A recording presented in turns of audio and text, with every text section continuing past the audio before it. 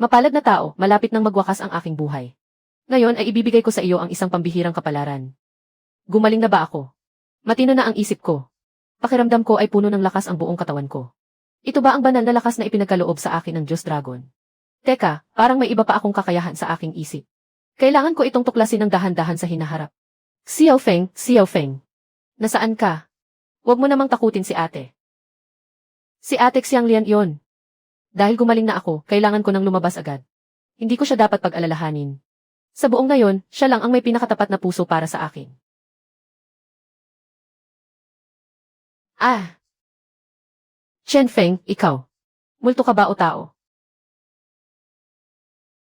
Ate, ako si Chen Feng, hindi ako patay. Nakalabas ka sa ganoong kalalim na balon ng walang galos. Siya nga pala. Nasaan si Lidalu? Nasaan ang gunggong na iyon? Akala niya kanina ay patay ka na. Kaya sa takot niya ay mabilis siyang tumakbo palayo. Teka lang, Xiao Feng. Bakit ang linaw mo nang magsalita ngayon? Ang ulo mo. Ate, nahulog ako kanina at nauntog ang ulo ko. Pero dahil doon, biglang gumaling ang sakit ko. Kailangan ko nang tabunan agad ang balon na ito. Kapag nalaman ito ng mga kanayon, ang aking lihim na hindi dapat malaman ng iba. Tiyak na isusumbong nila ako sa mga tanod. Masisira ang buhay ko habang buhay. Chen Feng. Hindi ka patay, hindi ka patay. Bakit hindi mo sinabi agad? Sinasadya mo ba akong takutin, ha? Lidalu, inapi mo si Ate Xianglian. At gusto mo pa akong ilibing ng buhay sa balon. Ngayong araw, tuturuan kita ng leksyon na hindi mo malilimutan. Sa tingin mo ba kaya mo ako, ikaw na baliw? Hoy baliw, aksidente lang ang nangyari kanina. Ikaw? Tao ka ba talaga? Bakit ang lakas mo? Heto ang sa iyo. Mang-aapi ka pa ba ulit sa nayon? Humanda ka sa akin, tingnan lang natin. Hindi pa tayo tapos. Xiao Feng, napakagaling mo kanina. Siyempre naman, mula ngayon wala nang makakaapi sa atin. Gabi na. Ihahatid na kita sa bahay niyo, Ate Xianglian. CJ. Gumaling na si Xiao Feng. Hindi lang siya naging mas gwapo.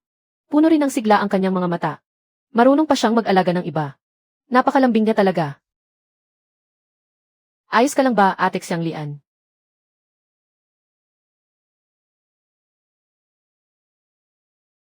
Xiao Feng. Ate Xianglian, hindi ba napilian ang paa mo? Ayos lang, nang hina lang ng kaunti ang mga binti ko kanina. Napakalakas at napakatipuno ng katawan ni Xiao Feng. Parang kasing tigas ng bato. Kung sino mang babae ang magiging asawa niya. Tiyak na magiging pinakamasaya siya habang buhay. Xiao Feng, ngayong ganap ka ng gumaling. At gising na ang iyong isip. Ano na ang mga plano mo sa hinaharap? Ate Xianglian, wala naman akong ibang hinahangad.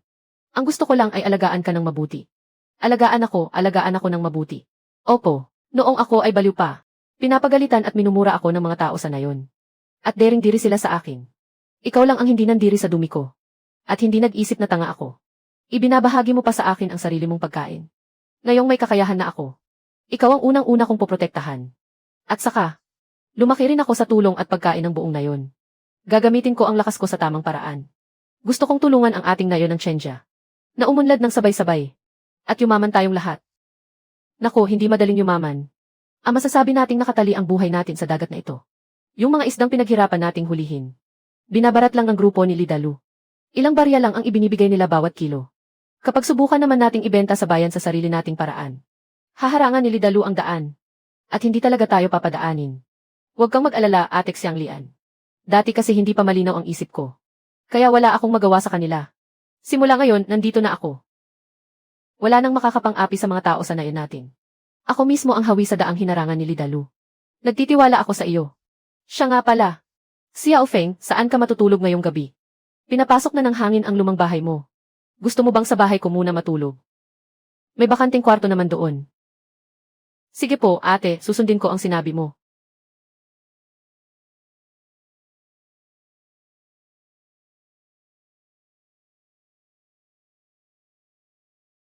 Xiao Feng, naihanda ko na ang kama mo. Magpahinga ka na ng maaga. Aha! Ate Xianglian, napakaganda mo talaga. Bata ka talaga. Ngayong gumaling ka na, naging bolero ka na rin. Ano-ano ba ang pinagsasabi mo? Nakatutuwa ka naman, nakahihiya. Xianglian. Nandyan ka ba sa loob? Labas ka muna at tumulong. Opo, nandito po. Kapitan, anong nangyari? Dali, pumunta tayo sa dalampasigan. Nalaglag sa dagat ang anak ni Ershon at tinangay ng malaking alon. Pumunta na roon ang lahat para maghanap. Dali, tumulong kayo. Magdala kayo ng flashlight. Titingnan ko po roon. Diyos ko, napakadilim. At napakalakas pa ng alon. Saan naman nila hahanapin iyon? Kawawa naman ang anak ni Ershon. Sana magpakita ng kababalaghan ang Haring Dragon. Haring Dragon, tama. Nakuha ko ang pamana ng Kilitlong. Ang dragon ay nabubuhay at lumalaki sa tubig. Siya ang hari ng karagatan. At may likas na kakayahang kumontrol ng tubig. Naku! Xiao Feng, nakikita mo ba iyon? Ang dagat na ito, maaari kayang, totoong nagpapakita ang Haring Dragon. Xiao Feng, tingnan mo dali. Yung bata, yung anak ni Kuya Ershon iyon. Xiao Feng, huwag kang magpadalos-dalos. Masyadong malakas ang alon, mapanganib. Nakahihinga nga talaga ako sa ilalim ng dagat. Ang pamana ng Kilitlong.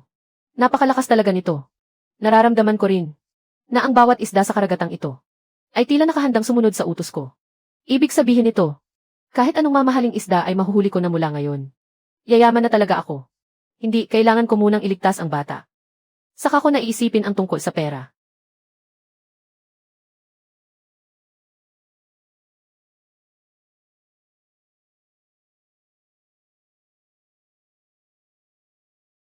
Gunggong ka talagang bata ka. Ayaw mo na ba sa buhay mo? Kung may nangyaring masama sa iyo, paano na lang ako? Patawad, Ate Xianglian. Pinag-alala kita. Ligtas naman ako at walang nangyaring masama, di ba? Huwag ka nang umiyak. Kapag umiyak ka pa, pumapangit ka na. Sino bang nag-aalala sa iyo? Natatakot lang ako na baka mapaano ka. Sino na lang ang aasahan ko sa hinaharap?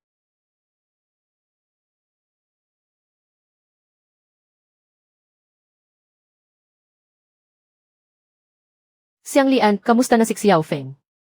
Nahanap ba ang bata? Kapitan, nandito kami. Nahanap na ang bata. Iniligtas siya ni Xiao Feng. Kapatid na Chen Feng. Maraming salamat, ikaw ang nagligtas sa buhay ng anak ko. Ikaw ang dakilang tagapagligtas ng buong pamilya namin. Kuya Ershon, tumayo ka riyan. Magkanayo naman tayo. Huwag mo nang sabihin yan, parang ibang tao naman tayo. Madalas din namang tumutulong ang pamilya mo sa akin. Sige na, sige na. Malaki kang lalaki, huwag kang umiyak ng ganyan.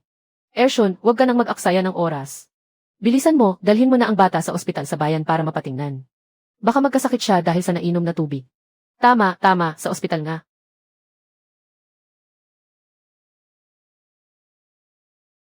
Ate Xianglian, marami ka ng alam at karanasan. Alam mo ba kung mayroon sa lungsod na magandang mapagbentahan ng mga isda? May alam nga ako. Narinig ko na ang pinakamalaking Jinlong restaurant sa lungsod ay palaging bumibili ng mga di-kalidad na pagkaing dagat sa mataas na halaga. Mabilis din silang magbayad. Kaya lang ano? Sinarili na ni Lidalu ang bentahan doon. Ang taong iyon, kapag may nangahas na umagaw sa negosyo niya, talagang gigipitin niya hanggang sa mamatay. Hindi natin siya kayang kalabanin. Huwag kang mag-alala, ipaubaya mo ito sa akin. Xiao Feng, hindi naman kailangang magmadali sa pagkakakitaan. Huwag kang makikipagsapalaran. Baka masaktan ka lang. Huwag kang mag-alala, kaya ko pa namang kumita ng pera. Kaya kitang buhayin. Ate Xianglian, mula ngayon, hindi mo na kailangang magpakapagod ng ganyan. Ako na ang bubuhay sa iyo.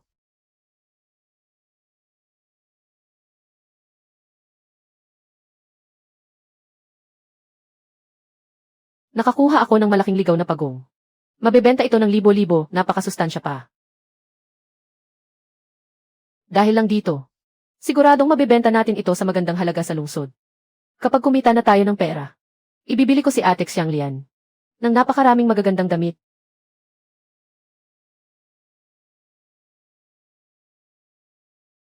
O, akala ko kung sino. Ikaw pala yan, ang lalaking walang takot mamatay. Ieksan, bakit? Hindi ka na ba makapamuhay sa nayon? Kaya pumunta ka rito sa lungsod para mamalimos. Lidalu, gusto mo bang mamatay? Gusto kong mamatay, hahaha. Bata. Hindi lang ako handa noong nakaraan kaya mo ako naisahan. Subukan mo akong hawakan ngayon at makikita mo. Umalis ka sa daan ko. Magbebenta ako ng mga pagkaing dagat. Sige na nga, magkanayo naman tayo. Kaya tutulungan na kita. Mukhang maayos naman ang mga pagkaing dagat mo. Magaganda ang kalidad nito. Ganito na lang, bibilhin ko ang lahat sa halagang 50 sentimo bawat kilo. 50 sentimo, niloloko mo ba ako? Kahit sa pulubi, hindi ganyan kababa ang ibinibigay. Bata, pinapayuhan kitang huwag nang maging mayabang. Ngayon, alin man sa ibenta mo sa akin ng maayos ang mga pagkaing dagat na iyan. O kalimutan mo nang may maibibenta ka pa. Bakit? Kapag hindi nagkasundo, gagamitan mo na ng dahas.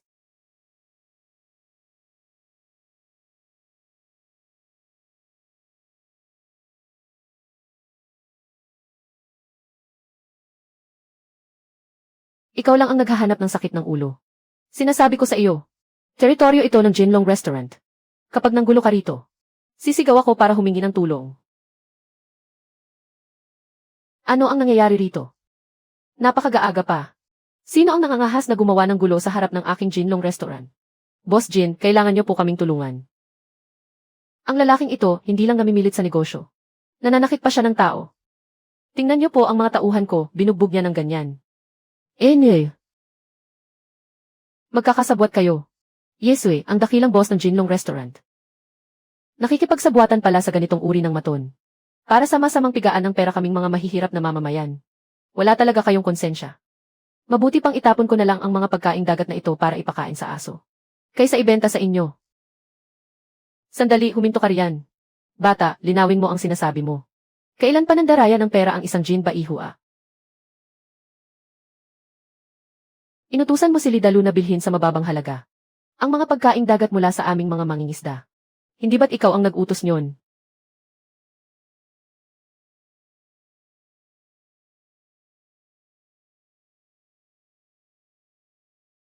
Ang mga pagkaing dagat mo ay napakasariwa at buhay na buhay pa. Napakaganda ng kalidad. Ayon sa presyo sa merkado, dapat ay hindi bababa sa 70 bawat kilo. Magkano ang ibinibigay niya sa iyo? 50, medyo mababa nga iyon.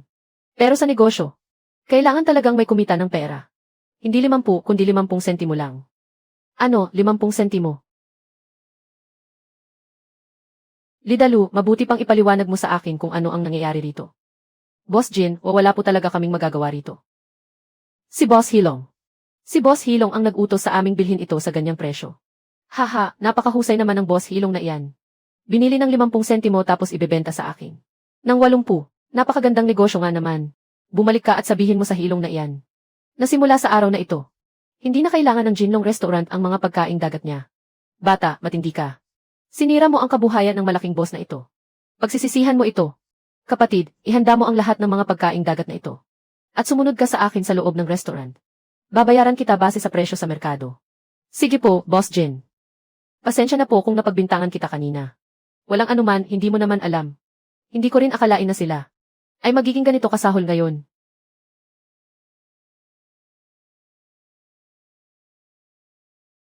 Ay, isang soft-shell turtle ba ito? Mukhang galing ito sa kalikasan. Napakalaki nito, huwag mong hawakan. Aray, ang sakit, alisin mo ito bilis. Sinabi ko na sa iyong huwag mong hawakan. Mapagtanim ng galit ang hayop na ito. Kapag kumagat na, hindi na bibitaw. Nagawa mo pang mang-asar. Gumawa ka ng paraan bilis. Napakasakit talaga. Pakiramdam ko mababali na ang daliri ko. Naku, nagkapasa na. Hindi ko na maramdaman ang daliri ko. Baka nadurog na ang buto nito. Ayos lang ang buto mo. Bara lang ito ng namumuong dugo. Kaya hindi dumadaloy ng maayos ang dugo. Huwag kang mag-alala, may paraan ako. Ikaw, anong ginagawa mo? Ayan, subukan mong igalaw. O okay na nga. Hindi na masakit kahit kaunti. Paano mo nagawa iyon? Bata pa lang ako, umiinom na ako ng iba't ibang tradisyonal na gamot kasama si Lolo. Kaya medyo kakaiba ang katawan ko. Ang laway ko ay nakakapagpababa ng pamamaga at nag-aalis ng pasa. Para magpagaling ng maliliit na sugat. Laway na nakakapagpagaling. Marami na akong napuntahang lugar sa loob ng maraming taon.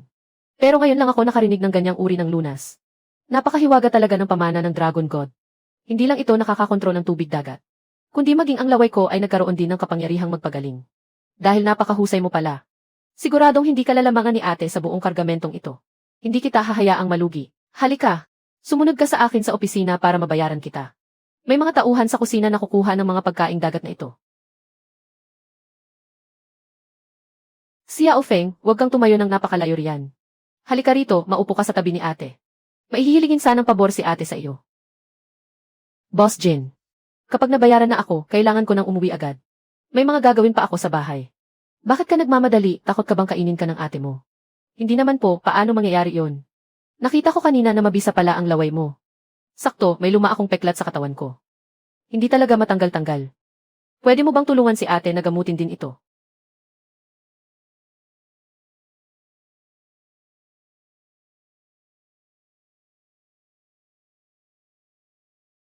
Takot na takot ka ba sa akin? Hindi naman kita kakainin. Boss Jin, ano kasi? Parang hindi naman yata tama ito. Hindi po magandang maghawakan ang lalaki at babae. Huwag muna nating isama ang bayad sa mga pagkaing daga. Ito ang bayad para sa pagpapagamot. Basta't matanggal mo lang ang peklat ko. Sa'yo na itong 50,000. Mukhang napakahalaga sa kanya ng peklat na ito. Hindi naman mahalaga ang pera. Kung kaya kong tumulong, tutulong ako. Boss Jin, itabi niyo muna ang pera. Dahil nagtitiwala kayo sa akin. Susubukan ko pong tulungan kayo pasintabi po. Ang mga babae sa lungsod. Talagang napakatatakot. Pero mabuti na lang. Sa wakas ay nakuha ko rin ang pera.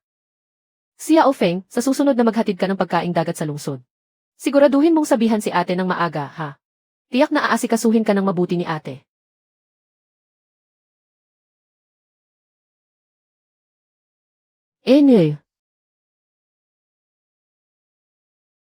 Napaka-cute talagang kapatid.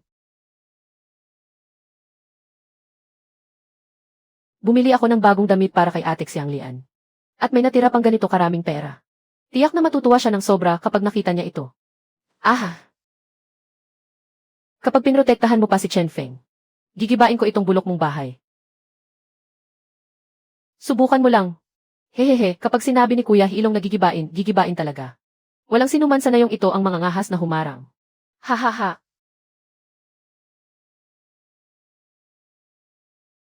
Sige, gibain niyo ang bahay. Nariyan ang dingding, hindi ko kayo pipigilan. Subukan niyo ang gibain kahit isang beses. Bastos na babae, hindi ka ba natatakot sa akin? Sa bayang ito, wala pang nangangahas na makipag-usap sa akin ng ganyan. Biyudang Kin, huwag mong sagarin ang pasensya namin. Ang pakikipag-usap sa iyo ng mahinahon ni Kuya Hilong ay dahil sa respeto niya sa akin. Kung hindi, hindi ka na makakatira sa nayong ito. Bakit, ganoon ba kamahal ang mukha mo? Nakatayo ako rito ngayon. Gusto kong makita kung sinong mga ngahas na humawak sa akin. Maganda nga talaga siya. Kaya naman pala ikaw, Dalu, na isang walang kwenta, ay palaging nag-aabang sa kanya. Tama po kayo, Kuya Hilong. Kung nagustuhan niyo siya, swerte niya po yon. Ibibigay ko na lang siya sa inyo. Hahaha, napakatalas mo talaga. Kapag nasiyahan ako, hindi mawawala ang pabuya mo. Hahaha. Sa tingin mo ba ay may magagawa ang patpat na yan? Mga hayop kayo, tumigil kayo.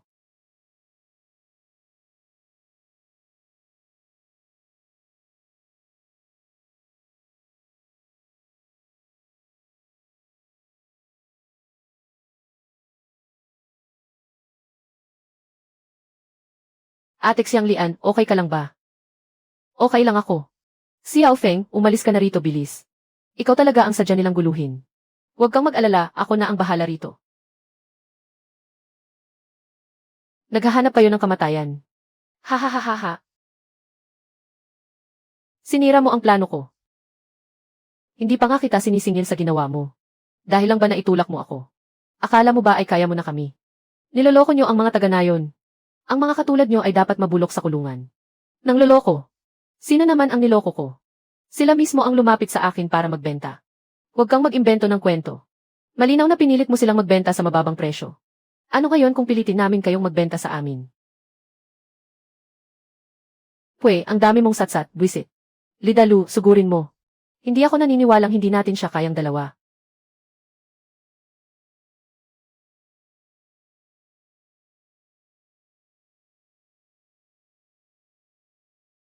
Tuturuan ko kayo ng leksyon sa pang-aapi ninyo.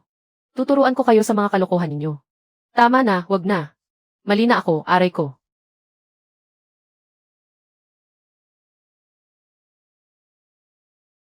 Tama na, si Yao Feng.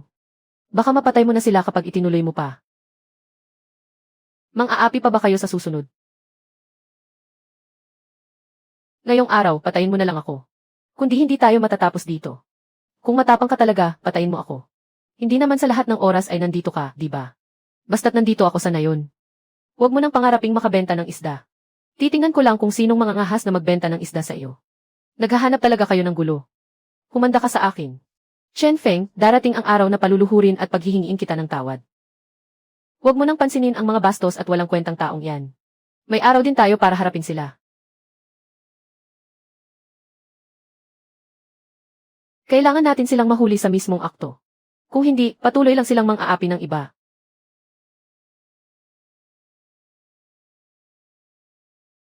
Ate, tingnan mo kung ano ito.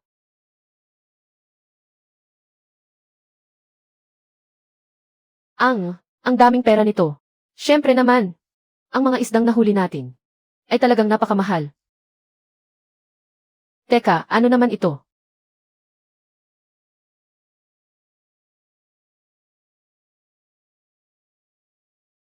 Ano ba talaga ang bagay na ito? Ipaliwanag mo nga sa akin ng maayos. Ano kasi? Nakita ko lang kasi na magandang isuot ng mga tagalungsod. Kaya gusto kong bilhan ka rin ng isa. Para maging maganda ka kapag isinuot mo. Magtapat ka nga, sinong nakita mong may suot niyan? Ate, bitawan mo muna ako.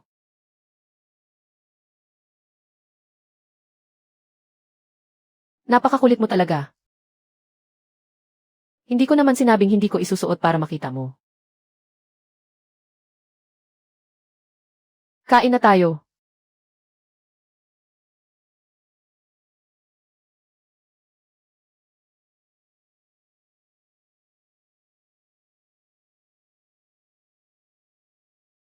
Ano ang tinititigan mo riyan, mukha kang ewan? Ate, napakaganda mong tingnan sa suot mo. Alaynan. Basta gusto mo, sige na, kumain na tayo. Ate, kumain ka ng alimango. Salamat sa iyo. Matagal na akong hindi nakakain ng ganito kasaganang hapunan kasama ang iba. Gagawa ako ng paraan para araw-araw mo akong makasama. Xiao Feng, ano nang ginagawa mo? Nagulat naman ako sa iyo. Ek, gusto talaga kita. Kasi, gusto rin kita.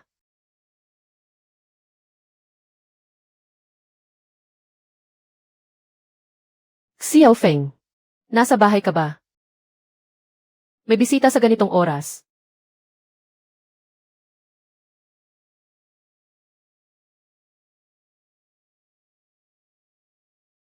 Bakit po, Kuya Ershon? Xiao Feng, ayos na ang kalagayan ng anak ko. Pinapasalamatan ka ng buong pamilya ko. Walang anuman yon, magkanayo naman tayo. Dapat lang na magtulungan tayo. Kuya Ershon, sabihin mo lang kung may kailangan ka. Magkakapit-bahay naman tayo rito. Kuya Ershon, gusto mo bang isama ka ni Xiao Feng sa pangingisda? Mahirap kumita ng pera ngayon. Nabalitaan kong kumikita ka na. Sana ay matulungan mo rin ako. Ganyan din ba ang iba? Haay, wala tayong magagawa. Walang kumikita sa atin ngayon. Nakatira nga tayo sa tabi ng dagat. Pero wala naman tayong mapagbentahan. Ate, alam ko na kung ano ang dapat kong gawin. Gagamitin ko ang kakayahan ko para tulungang yumaman ang buong nayon. Magandang ideya yan, Xiao Feng. Suportado kita.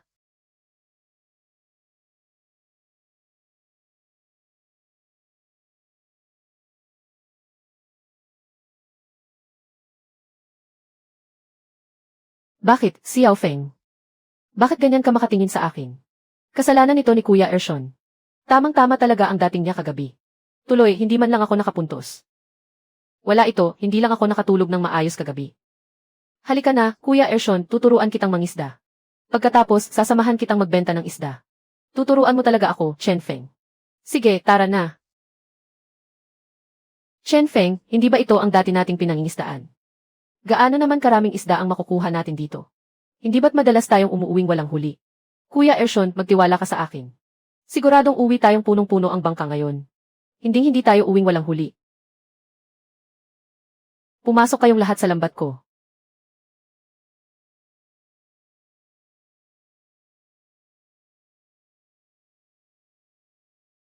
Diyos ko, ano nang nangyayari ngayon? Bakit ang daming isda? Ayos na ito, hilahin na natin. Teka, tanghaling tapat pa lang ah.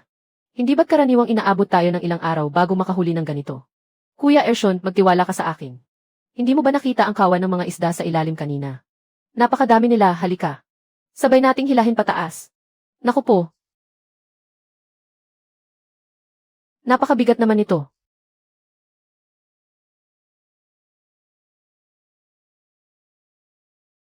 Grabe talaga. Wala pang kalahating araw ito ah. Dati, inaabot tayo ng ilang araw bago makakuha ng ganito karami. Chen Feng, napakahusay mo naman. Halika, bumalik na tayo at tawagin ang mga kanayon para magbenta ng isda. CJ.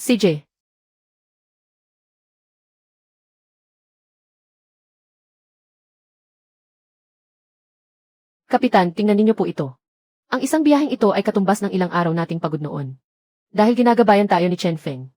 Tiyak na yayaman ang bawat pamilya sa ating nayon. Totoo nga naman. Basta't sumunod tayo kay Chen Feng. May pag-asa na ang buhay natin. Dati, hindi man lang natin ito mapangarap. Isang hulog lang ng lambat, ganito na karami. Kapitan, bakit parang nag-aalala pa rin kayo? Nakahuli tayo ng napakaraming isda. Dapat nga ay nagdiriwang tayo. Hay, mabuti ngang marami tayong huli. Pero hindi pa rin mapakali ang kalooban ko. Sina Lidalu at Heilong. Hindi ba't kilala ninyo naman sila? Sila ang laging nagdidikta ng presyo ng isda sa nayon natin noon. Ngayong tayo na mismo ang naglalabas para magbenta. Sa tingin ninyo ba ay palalampasin lang nila ito? Kapitan, wag na po kayong mag-alala. Basta't ako ang kasama ng lahat sa pagbebenta. Kahit anong tapang ni Lidalu, hindi niya tayo magagalaw. Sana nga. Hindi biro ang dalawang iyon.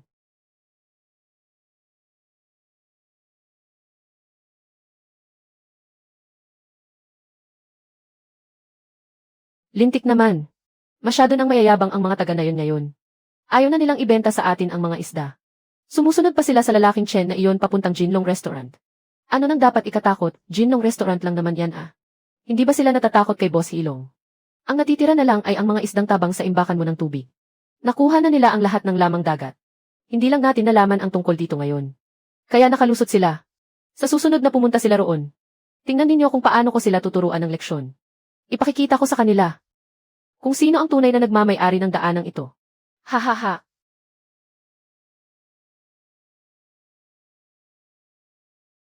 Oh, hindi ba si Chen Feng ito? Bakit mo naisipang pumunta rito kay ate? Nami-miss mo ba si ate? Diyos ko, Chen Feng. Bakit ganyan kakalapit sa may-ari ng Jinlong Restaurant? Napakalapit ninyo yata sa isa't isa. Higit pa sa malapit. Noong nakaraan nga, pinahirapan niya talaga si ate. Iba ka talaga, kapatid. Hindi ko akalaing napakalakas ng karisma mo sa mga babae.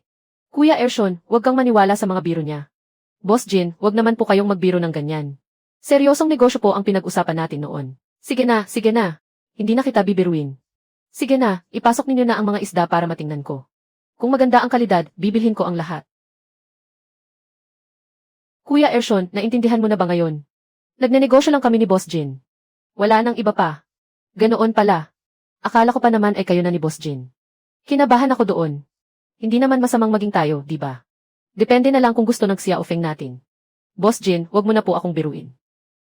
Naparito po ako ngayon para pag-usapan ang seryosong negosyo sa inyo. Sige, doon tayo mag-usap sa opisina ko. Sige, umakyat na kayo para mag-usap. Dito na lang ako maghihintay sa ibaba.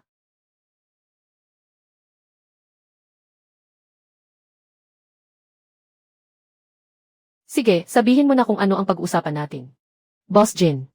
Gusto ko pong isama ang mga tao sa nayon natin para mangisda sa dagat. Siguradong mas marami ang huli namin kaysa ngayon. Baka lang hindi nyo kayang bilhin lahat ng mag-isa. Haha, Xiao Feng. Masyado mo naman yata akong minamaliit bilang ate mo. Hindi ko na itayo ang Jinlong Restaurant na ito ng mag-isa lang. Negosyo talaga ng pamilya ko ang pagkain. Napakarami naming mga sangay. Basta't matatag ang supply mo. At sapat ang dami, pwede kitang ipakilala kay Papa. Huwag kayong mag-alala, Boss Jin. Kayang-kaya ko po iyan. Huwag ka munang magsalita ng tapos. Ganito na lang. Kung makakapaghatid ka pa ng 2 truck ng huli bukas, isasama kita para makipagkita kay Papa. Ano ba naman ang 2 truck? Bukas, magdadala ako ng hindi bababa sa 3 truck para sa inyo. Huwag ka pa ring magsalita ng tapos. Pero, sa ngayon, hindi na ako masyadong interesado sa mga huli mo. Ha? Saan naman po kayo interesado?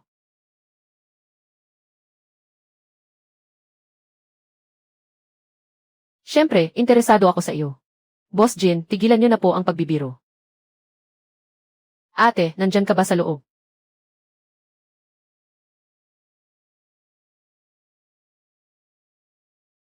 Ate, parang hindi maganda ang hitsura mo. Bakit parang balisa ka, ubo-ubo? Wala naman, may pinag-usapan lang kaming negosyo. Bakit bigla kang naparito? Sino siya? Siya si Chen Feng. Narito siya para gamutin ako. Tingnan mo ang pilat sa lig ko. Siya ang nagpagaling nito. Ganoon pala. Mukhang mabisa nga ang gamot niya. Siya nga pala, ate. Yung lugar para sa eksperimento ko na sinabi mong tutulungan mo akong hanapin. Nahanap mo na ba? Hinapanap ko pa, malapit na. Mukhang takot si Boss Jin sa kapatid niya. Kailangan niyang magpanggap na mabuting ate sa harap nito. Kumusta, ako si Chen Feng. Bukod sa paggagamot, naghahatid din ako ng mga pagkaing dagat sa ate mo. Kung naghahanap ka ng lugar para sa eksperimento mo, maraming bakanting lugar sa tabing dagat ng nayon namin. Kung interesado ka, pwede mong tingnan. Kung angkop ba ito para sa iyo? Kumusta, ako si Jin Bailing. Isa akong mananaliksik. Interesado ako sa tabing dagat na sinasabi mo.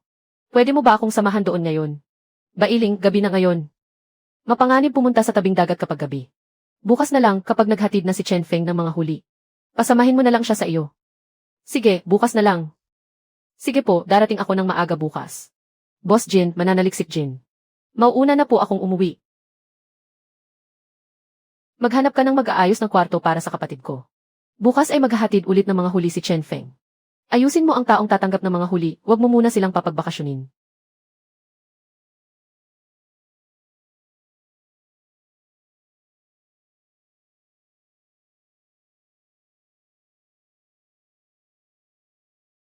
Kuya Hilong, nalaman ko na po ang balita. Bukas, maghahatid pa rin ng mga huli ang Chen Feng na iyon sa Jinlong Restaurant. Ang lakas ng loob ng batang ito na harangan ang kita ko. Sige, bukas ipapakita ko sa kanya. Kung sino ang tunay na hari rito. Aba, marami-rami nga ang nahuli ni Xiao Feng kahapon. Marami-raming nahuli si Xiao Feng kahapon. Marami-raming nahuli si Xiao Feng kahapon. Marami-raming nahuli si Xiao Feng kahapon. Pero paano kung hindi ganoon karami ang mahuli natin ngayon? Nangako pa naman tayo kay Boss Jin. Nga, Xiao Feng. Sino ba namang makakapagsabi kung ano ang mangyayari sa dagat? Paano kung wala tayong mahuli ngayon? Saan tayo haharap niyan? Baka hindi na makipagnegosyo sa atin si Boss Jin pagkatapos nito. Hindi lang ito tungkol sa mga isda. Kahapon tayo mismo ang nagbenta ng mga isda. Siguradong nakarating na ang balita kina Lidalu at Hilong. Paano kung manggulo sila ngayon, ano ang gagawin natin? Ipanatag ninyo ang inyong loob, mga kasama. Sinabi ko na, ako si Chen Feng. Kung tutulungan ko ang nayon na yumaman, siguradong mangyayari iyon. Kahit gaano pa kayabang sina Lidalu at Hilong, hindi nila kayang higitan ang langit. Ang gumagawa ng masama, sa huli ay mapapahamak din. Maaga o huli, makakarma rin sila. Halika na, sakay na sa bangka. Babalik tayong puno ang bangka ngayon gaya ng dati.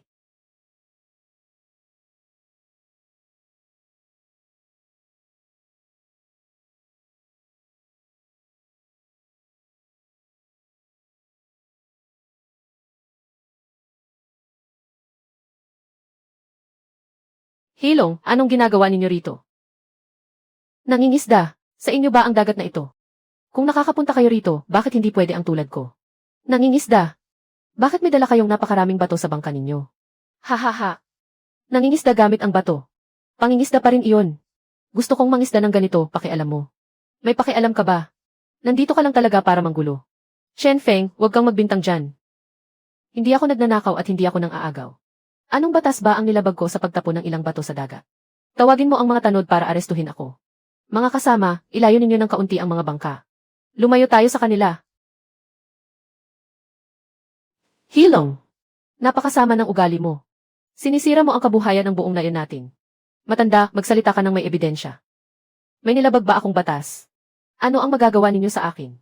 Kung matapang kayo, ireklamo ninyo ako. Huwag ninyo silang pansinin, mga kasama. Ipatuloy lang natin ang paghahagis ng lambat. Mga isda, pumasok kayong lahat sa lambat.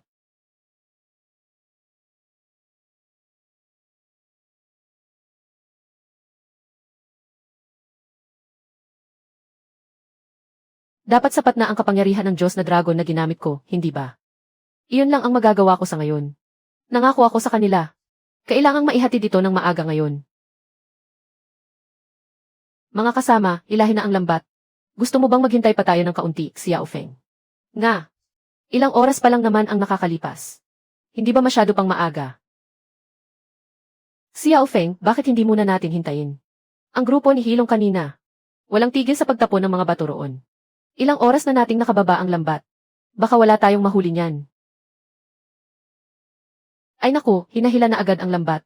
Baka naman tubig dagat lang ang laman yan.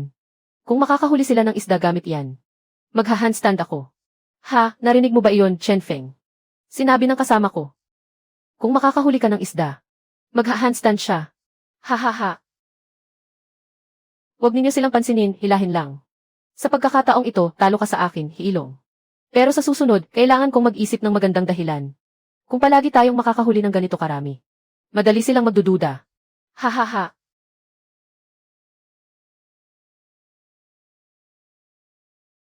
Kahapon, pagkahila pa lang ng lambat, maihuli na agad. Paano naman ngayon? Bakit napakabigat nito? Dahil napakarami nating huli ngayon.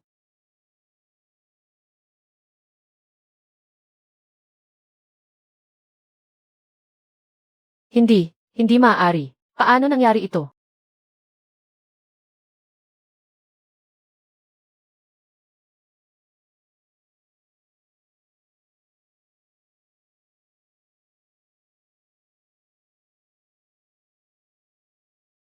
Sino nga ulit ang nagsabi kanina? Na magha-handstand siya kapag nakahuli ako ng isda. Nasaan na sila? Lumabas ka nga riyan. Bakit ka nagmamayabang? Dahil lang ba sa bangka mong iyan? Sinwerte ka lang ba? Hindi naman kami naghagis ng bato malapit sa bangka mo kanina. Hindi rin kami ng isda malapit sa bangka mo. Tingnan mo nga kung gaano karaming huli ang nasa lambat ng iba. Nga. Walang binatbat ang bangka mo. Kung walang laman ang lambat ng iba, ano namang kwenta kung ikaw lang ang may isda? Mga kanayon, iangat ang lambat. Hindi natin hahayaang pagtawanan tayo ng mga masasamang taong ito.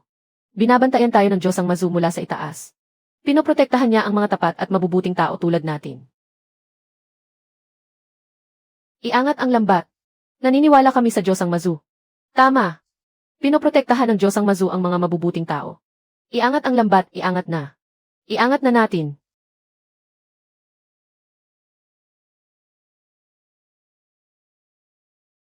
Kuya Hilong, sa tingin mo ba talaga ay makapangyarihan ang Diyos ang Mazu? Kalokohan, syempre kailangan nating maniwala sa Diyos ang Mazu. Laki ka sa dagat tapos nagdududa ka pa. Ang Diyos ang Mazu. Sisipain kita riyan. Pero pinoprotektahan sila ng Diyos ang Mazu. Bakit parang hindi ako naniniwala? Salamat sa Diyos ang Mazu. Tama si Chen Feng. Pinoprotektahan ng Diyos ang Mazu ang mga mabubuting tao. May magandang gantimpala para sa mga mabubuting tao. Naitapon niyo ba lahat ng bato sa tubig? Naitapon namin. Kuya Hilong, nakita mo naman na itapon naming lahat. Nga. Walang natira kahit isa. Siguradong may dumaang kawan ng isda ngayon. Sinwerte lang ang mga taong iyan. Alis na tayo. Oh, Hilong. Bakit aalis ka na agad? Hindi mo pa nagagawa yung pagtayo ng patiwari. Nahihiya ka ba dahil masyadong maraming tao? Ayos lang, pwede naman tayong mag-isa. Papanoorin ko kayong magtanghal ng isa-isa. Chen Feng, huwag kang masyadong mayabang. Darating din ang araw na babagsak ka sa mga kamay ko. Ha. Tumawa lang kayo ng tumawa. Tingnan ko lang kung kapag naghatid na kayo ng mga paninda mamaya. Makakatawa pa ba kayo?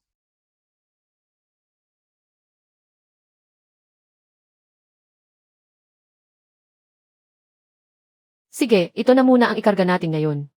Ang natira ay iuwi nyo na at paghasyan ninyo ang mga kanayon para kainin. Chen Feng, isama mo na rin ito. Mahal ang halaga ng bagay na ito. Napakalawak talaga ng pag-iisip mo, Kuya Ershon. Hindi ko na kaya. Bakit ba napakabigat ng tricycle na ito ngayon? Hindi ko na mapadyakan. Nga naman. Halos maputol na ang mga binti ko. Kahit ganito karami ang karga ko dati. Hindi naman naging ganito kahirap. Aray. Ano bang tumusok sa paa ko? Saan galing ang napakaraming pako rito sa lupa? Sinong may gawa nito? Chen Feng. Kanina habang nangingisda tayo sa dagat. Si Hilong lang ang nakita natin. Pero mula simula hanggang huli, hindi natin nakita si Lidalu. Siguradong ang bastardo na iyon ang may gawa nito. Chen Feng, ano nang gagawin natin ngayon? Nasira na ang mga gulong ng sasakyan. Kuya Ershon. Kumuha tayong dalawa ng tig-isang dahon ng saging. Walisin mo ang kanang bahagi. Itutulak naman ng mga kanayon ang sasakyan mula sa likod. At ganito natin. Itutulak ito hanggang sa makarating sa Jinlong Restaurant. Mabubulok at babaho lang ang mga pagkaing dagat na ito bukas. Kailangan natin itong maihatid ngayon anuman ang mangyari. Sisingilin na lang natin siya sa atrasong ito pagkatapos. Sige, ikaw ang masusunod, Xiao Feng. Balak niyo pang dalhin iyan sa Jinlong Restaurant. Huwag na kayong mangarap. Ngayong araw, huwag niyo nang asahang. Mailalabas niyo ang mga pagkaing dagat na ito sa nayon.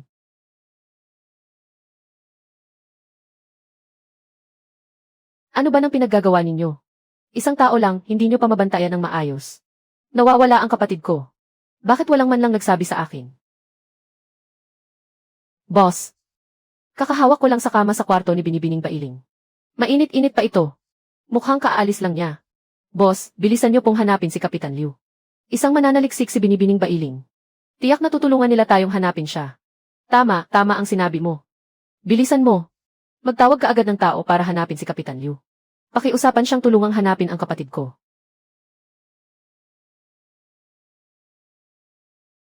Lida Lu, hindi ka ba natatakot sa karma sa mga masasamang ginagawa mo? Ang humarang sa kabuhayan ng iba ay tatamaan ng kidlat. Kinain na ng aso ang konsensya mo, darating din ang karma sa iyo. Bakit naman ako matatakot sa karma? Kung hahayaan ko kayong maibenta ng madali ang mga ito, iyon ang magiging karma ko. Ngayon, lilinawin ko sa inyo ito. Kahit nabugbugin niyo pa ako, basta mapatagal ko lang kayo. Sulit na rin ang mabugbog. Mga kasama, makinig kayo. Narito tayo ngayon para harangan sila. Kung mangahas silang lumaban, ako ang magbabayad ng pagpapagamot nyo. At ang bawat mabubugbog may dagdag na 300 piso. Chen Feng, kung may lakas ka ng loob, sige, patamaan mo ako rito. Basta't hindi mo ako mapatay. Ireklamo kita sa munisipyo. Kapag dumating ang mga tanod mula sa munisipyo, ikukulong kayong lahat. At ang negosyo ng pagkaing dagat na ito ay mapupunta pa rin sa akin, kay Lidalu.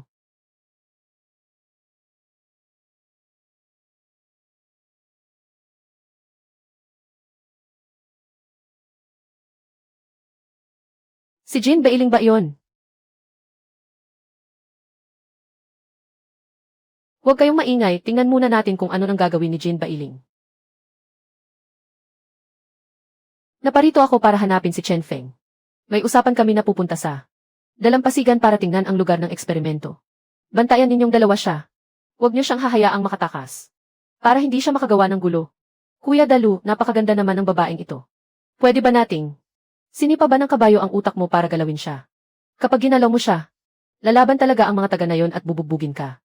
At kapag nabugbog ka, maglalakas loob ka bang magsumbong sa mga tanod? Masama tayo pero hindi tayo tanga. Gamitin mo naman ang utak mo, pwede. Lida Lu, pinapayuhan kitang pakawalan mo na siya. Kundi, huwag mo nang asahang makikipagnegosyo pa sa Jinlong Restaurant habang buhay. Chen Feng, huwag mo akong takutin. Akala mo ba hindi ko alam ang binabalak mo? Kapag pinakawalan ko siya, agad siyang tatawag ng tulong. Sa huli, ako lang ang mapapasama. Huwag ka nang mangarap. Bago magdilim ba yung araw? Walang sinumang makakaalis dito. Kailangan kong pumasok sa nayon. Pupunta ako sa dalampasigan para tingnan ang lugar ng eksperimento. Narinig mo ba, Lidalu? Sasamahan ko lang siya sa dalampasigan. Maaari pa rin kayong magbantay rito ng mga tauhan mo. Hindi naman kami aalis ng nayon, ano sa tingin mo? Huwag mo akong madaan sa ganyan. Papapuntahin kita sa nayon. Para pagbalik mo roon ay magtawag ka ng mga kakampi. Paano pa sila haharangan ng kakaunting tauhan ko? Why, Xiao Feng. Gumawa ka naman ng paraan. Lidalu, ako na lang ang ipalit mo sa dalagang iyan. Hindi ka ba mapakali kung iiwan mo siya rito? Ako na lang ang maiiwan bilang bihag mo. Baka matakot lang ang batang babae. Ayaw ko, mas madaling kontrolin ang isang batang babae. Masyado kang tuso, bata. Hindi ako mapapakali kapag ikaw ang pinalit. Hay! Binigyan na kita ng pagkakataon. Pero hindi mo ito pinahalagahan. Bailing. Yui boss. Boss Jin. Kaninong mga tao kayo? Ang lakas ng loob ninyong harangan ako, bulag ba kayo? Hindi mo ba nakitang may dala silang kotse? Ilan lang ba ang may kotse sa bayan natin? Alis. Boss Jin. Pasensya na po talaga. Patawad po at hindi ko kayo nakilala agad.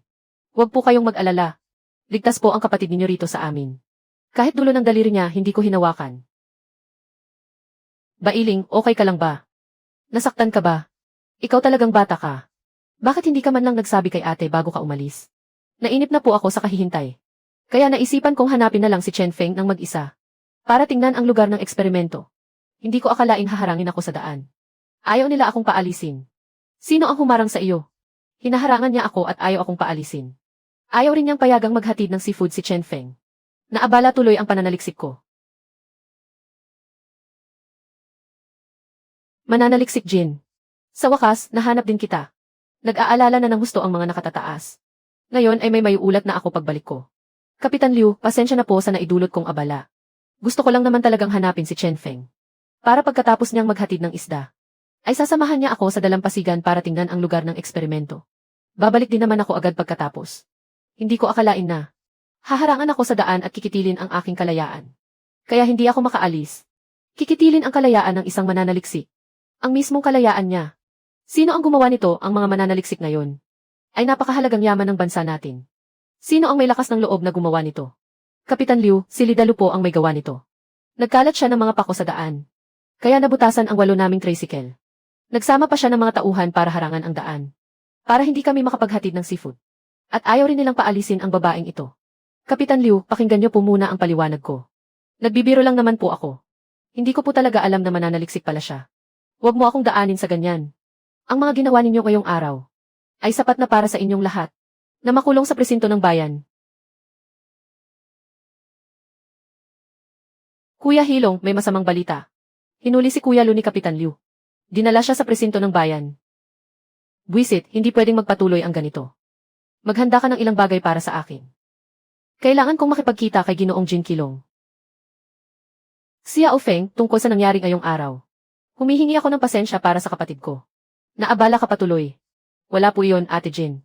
Huwag na po kayong maging formal, Boss Jin. Sayang nga lang at madilim na ngayon. Hindi na ligtas pumunta sa dalampasigan. Bukas na lang natin tingnan ang lugar. Maaari ba akong sumama sa iyo sa paglalayag para mangisda? Para mas makatipid tayo sa oras. Pwede naman, kaya lang kailangan ko pang maghatid ng mga paninda bukas. Huwag mo nang alalahanin ang paghahatid. Bukas ay magpapadala ako ng tao sa nayon ninyo para kunin ang mga isda. Maghitay ka na lang doon sa dalampasigan. Kapatid ko naman ang naging dahilan ng pagkaantalang ito. Ako naman dapat ang pumunta rito. At saka, yung tuna mo ngayon. Kailangan din ng taong magbibiyahe niyan. Sige, ganoon na nga ang usapan. Boss Jin, mananaliksik Jin. Mauna na akong umuwi.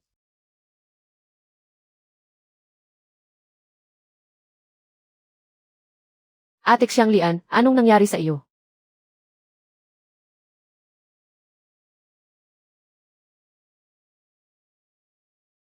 Ate, ang walang hiyabang si Hilong ang may gawa nito. Sinamantala ba niya ang pag-alis ko para guluhin ka? Naipakulong ko na si Lidalu. Kung mangangahas pa rin pumunta rito si Hilong, ipapakulong ko rin siya. Hindi si Hilong. Si Ershon. Sinabi sa akin ni Ershon. Sinabi ni Ershon na ang anak ni Boss Jin ay tiyak na mas mabuti kaysa sa isang biyudang tulad ko. Kuya Ershon naman, Kuya Ershon. Bakit ba napakadaldal ng bibig mo? Ate Xianglian, makinig ka sa akin. Hindi totoo iyan. Ikaw lang ang tanging laman ng puso ko. Ikaw ang pinakamamahal ko, Ate Xianglian. Xiao Feng, isa lamang akong biyuda. Maraming tao sa nayon ang naninira sa likod ko. At sinasabing minalas ko ang asawa ko. Ngayong may kakayahan ka na. At kumikita na ng pera.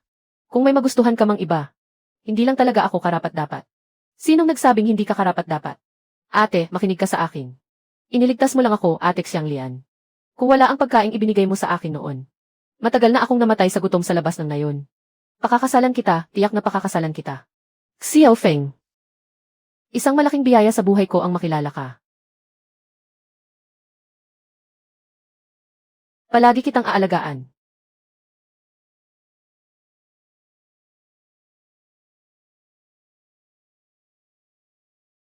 Magpahinga ka na lang ng mabuti sa bahay. Ako na ang mangingisda para buhayin ka. Jinha ay 68,723. Pasensya na, pasensya na. Pinaghintay ko ng matagal ang mananaliksik. Walang anuman, tiningnan ko lang kanina. Ang kalidad ng tubig at kapaligiran ng malawak na dagat na ito. Mas maganda ito kumpara sa lahat ng lugar na napuntahan ko. Walang masyadong basura rito. Binabantayan tayo ng Diyos ang Mazu mula sa itaas. Kung magkakalat tayo ng dumi, magagalit ang Diyosa. Kung sa tingin mo ay maayos ito, sige. Halika na, umalis na tayo. Kuya Ershon. Sasakay ka sa iisang bangka kasama ko at si Mananaliksik Jin. Mananaliksik Jin. Manood ka na lang muna sa tabi.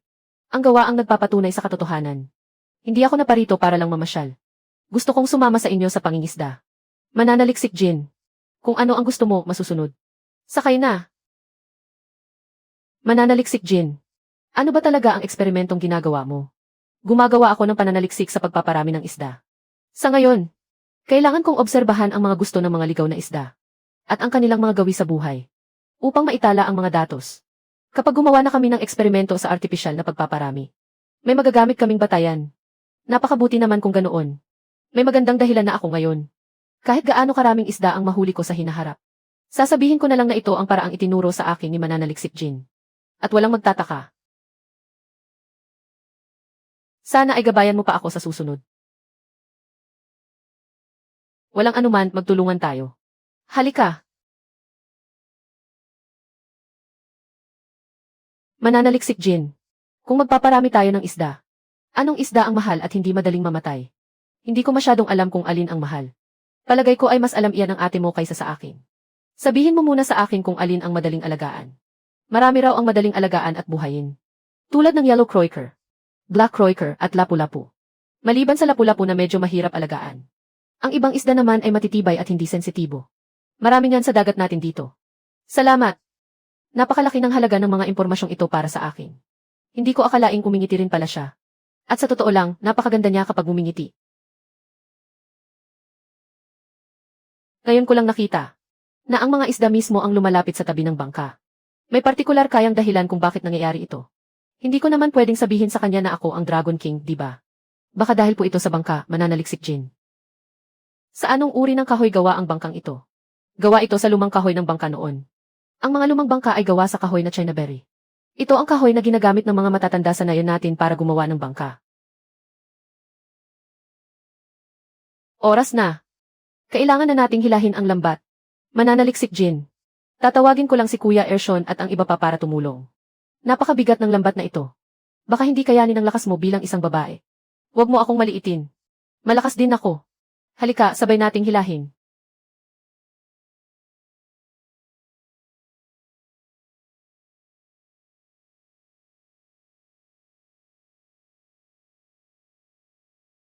Mayroon bang pwedeng pamalit na damit dito sa bangka? Basa ang mga damit ko.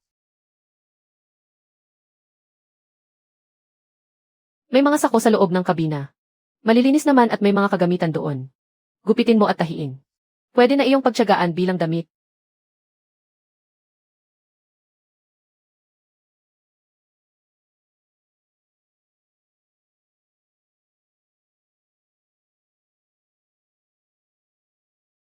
Bailing, anong nangyari sa iyo? Bakit sako lang ang nakabalot sa itaas na bahagi ng katawan mo? Nabasa ng alon ang mga damit ko. Kaya pansamantala akong gumawa ng damit mula sa sako. Aba, ikaw ha. Hindi mo ako nagustuhan. Iyon pala ay tipo mo ang kapatid ko, ano? Naku, maling akala lang po iyan, Ate Jin. Isang malaking pagkakamali lang po talaga. Boss Jin, bitawan niyo po ako. Talagang nakakagulat naman. Hindi ko muna ito palalakihin sa ngayon. Darating si Papa ngayon. Ano? Darating si Ginoong Jin Kilong. Sino ba si Jin Kilong? May pambihira ba siyang kapangyarihan o ano? Bata ka talaga. Si Jin Kilong ang pinakamayamang tao sa bayan natin. Siya rin ang tunay na ama ni Boss Jin at ng kapatid niya. Napakalaki ng kanyang negosyo. Balita ko nga ay umaabot pa ito sa ibang bansa. At ano naman ngayon? Kahit gaano pa siya kayaman, dalawa pa rin naman ang mata niya at isa ang bibig, di ba? Makikipagnegosyo lang naman ako sa kanya. Hindi naman ako makikipagkita sa isang Diyos. Ang mga kabataan nga naman. Talagang walang kinatatakutan dahil sa kawalan ng karanasan.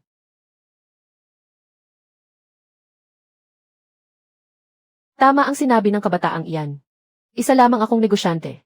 Walang anumang pambihira sa akin. At makikipag-usap lang din naman ako sa iyo tungkol sa negosyo. Ang inaalala ko lang ay baka may mga taong kunwari ay nakikipagnegosyo. Ngunit ang totoo nilang tinitingnan ay ang mga ari-arian ko ni Jin Kilong. Papa, nagsalita ba ng masama si Hilong sa harap ninyo? Papa, nag-aaral lang po kami ni Chen Feng tungkol sa teknolohiya ng pag-aalaga ng isda. Wala nang iba pa po. Iho, ikaw at ang dalawa kong anak na babae. Hindi ba kayo masyadong napapalapit sa isa't isa? Ginoong Jin, mabuti po ang pakikitungo ko sa dalawa ninyong anak. May problema po ba roon? Matagal nang walang kabataang nakikipag-usap sa akin ng ganyan. Ikaw ang kauna-unahan. Papa, nagbebenta lang po sa akin ng mga pagkaing dagat si Chen Feng. Madalas kaming magkasama. Dahil pinagaling niya ang pilat sa lig ko. Bailing. Ikaw naman. Marami siyang alam tungkol sa sea cucumber. Marami akong matututuhan sa pagsama sa kanya. Ginamot ang sugat ng panganay kong anak. Tinuruan ang pangalawa kong anak sa pagpaparami ng yamang dagat. Talagang pinagplanuhan mong lapitan ang dalawa kong anak na babae. Ano pa ang masasabi mo? Boss Jin, ginamot ko po ang pilat ni Boss Jin. Dahil kailangan niya po ako noon. Isinama ko po si Mananaliksik Jin sa dagat. Dahil gusto ko rin pong mag-alaga ng sea cucumber. Ganoon lang po kasimple yun. Wala nang iba. Papa. Baihwa, dalhin mo ang kapatid mo sa kotse ko. Pero, dahil ba sa lalaking ito ngayon? Hindi mo na pakikinggan ang papa mo.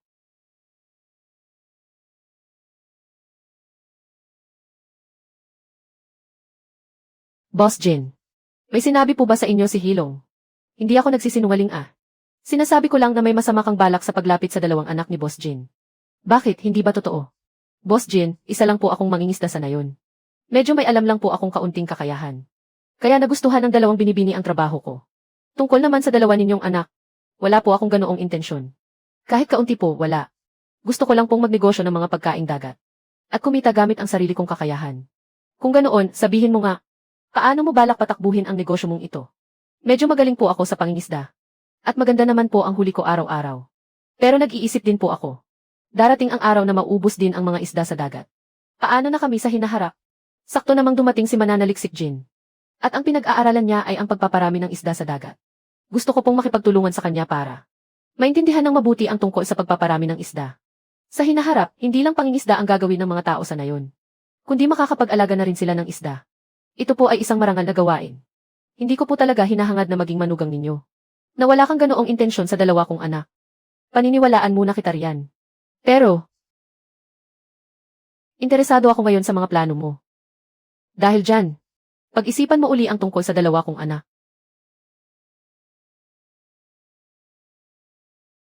Boss Jin, mali po ba ang narinig ko o nagkamali lang kayo ng sinabi? Gusto ninyo pong pakasalan ko ang anak ninyo. Boss Jin, may masakit po ba sa inyo? Ang hampas lupang mangingisdang ito. Bakit ninyo naman gugustuhing ipakasal sa kanya ang dalawa ninyong anak? Tinuturuan mo ba ako kung ano ang dapat kong gawin? Hindi po sa ganoon. Kayo po ang masusunod, Boss Jin. Chen Feng. Pupunta ako sa bahay mo mamayang gabi para maghapunan. At maupo tayo para mag-usap. Boss Jin. Nakikitira po ako ngayon sa bahay ng isang balo. Hindi po masyadong maginhawa. Nakikitira sa bahay ng isang balo. Kakaiba ka rin pala, parang mga tao noong unang panahon. Hindi po sa ganoon. Napinsala po ang utak ko noon. At ang mga kanayon ko ang nag-alaga sa akin. Napakabuti po sa akin ni Xiang Lian. Kaya balak ko siyang pakasalan balang araw para alagaan at buhayin. May paninindigan talaga itong si Xiao Feng. Hindi nagtagal matapos makasal dito si Xiang Lian. Namatay agad ang asawa niya. Sinasabi ng mga tao sa nayon na malas siya. Hindi siya pwedeng pakasalan ni Xiao Feng. Tigilan mo nga ang ganyang chismis. Lumang paniniwala na ang mga ganyan. Huwag na kayong mag-away. Desisyon na ni Chen Feng kung sino ang pakakasalan niya. Boss Jin, nagdadala ng kamalasan ang bahay ng isang balo. Huwag na po kayong pumunta roon. Hindi mo kailangang magdesisyon kung saan ako pupunta. Masyado kang maraming sinasabi. Bilang kasosyo sa negosyo, pwede naman siguro akong bumisita sa bahay mo, di ba? Sige po, ituturo ko sa inyo ang daan. Ihatid mo muna pa uwi ang mga binibini. Saka mo na lang ako balikan mamaya.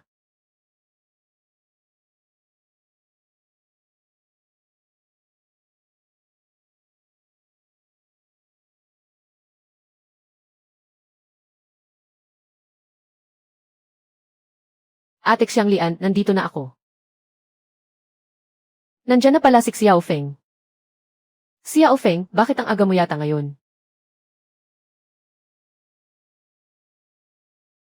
Sino? Sino po kayo? Ako si Jin Kilong.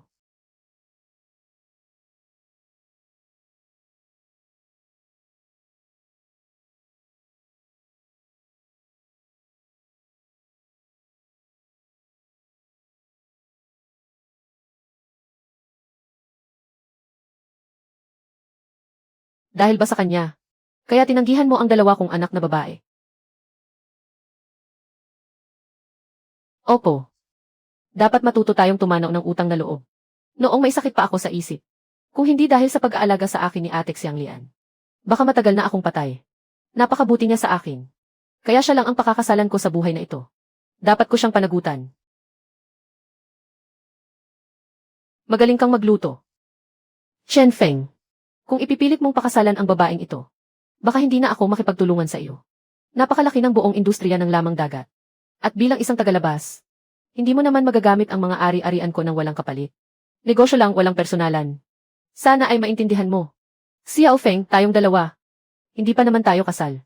Ayos lang yon. Huwag mong isakripisyo ito para sa akin. Ate Xianglian, huwag mo nang sabihin yan. Kung wala ka, ano pang silbi ng sandamakmak na pera?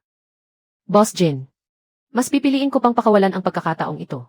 Kaysa iwan si Ate Xianglian. Kung iniwan mo siya, mawawalan ako ng respeto sa iyo. At hindi rin kita bibigyan ng pagkakataon. Ngayon, bibigyan kita ng pagkakataon. Paunlarin mo ang aquaculture sa tabing dagat.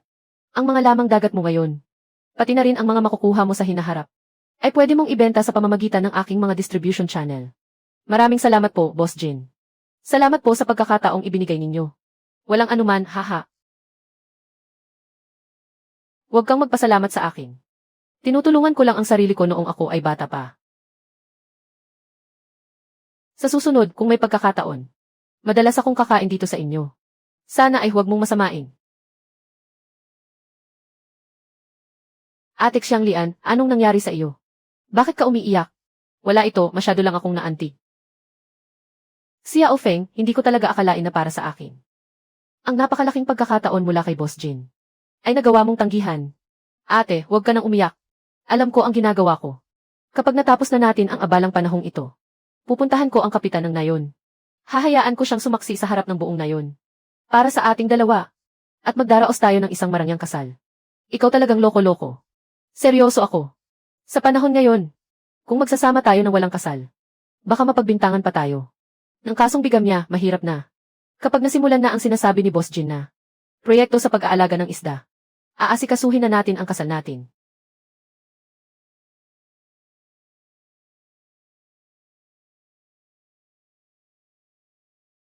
Chen Feng, pasensya na kung nagdulot ako ng abala sa iyo ngayon. Nangako ka nang tutulungan mo akong pag-aralan ang ugali ng mga isda sa dagat. Pero ngayon kailangan pa nating mag-isip ng paraan para maipatupad ang mga resulta ng pananaliksik. Mananaliksik, Jin. Huwag mong sabihin iyan. Ang dapat mong pasalamatan ay si Boss Jin na pumayag. Kahit gustuhin ko man, wala naman akong pera para simulan ang proyekto sa pag-aalaga ng isda. Ito naman talaga ang dapat niyang gawin. At utang din niya ito sa akin. Bakit pa ganyan palagi ang sinasabi mo? Napakalaki mo na. Ano pa ba ang maaari niyang maging utang sa iyo? Pag-aralan muna natin kung paano ay standardize ang pag-aalaga ng isda. Sige, susundin kita.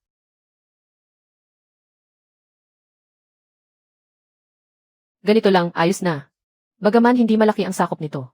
Pero base sa mga natutunan ko. Teka. Ibig mong sabihin, hindi pa sapat ang mga ito. Kailangan pa nating bumili ng kagamitan para sa pagsubaybay ng kalidad ng tubig. At kailangan pa rin gumawa ng working platform. Magkano naman ang magagastos doon? Isinulat ko na ang lahat ng sinabi mo. Lulusong muna ako sa tubig para tingnan ang sitwasyon sa ilalim. Pag-uusapan natin ulit pagkaahon ko. Sandali lang, hindi pa ako tapos magsalita.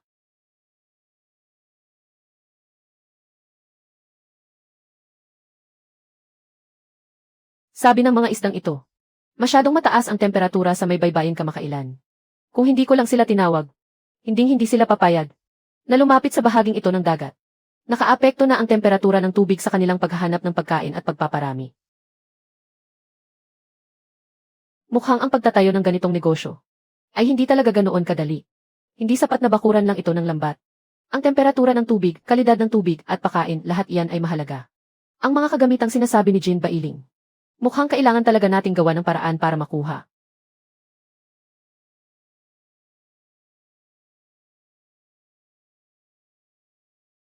Mga floating net cage. Pag-angkla, pagkontrol sa pagkain, pagsubaybay sa kalidad ng tubig. At working platform. Napakaraming bagay nito. Paano ko ito kakayanin ng mag-isa?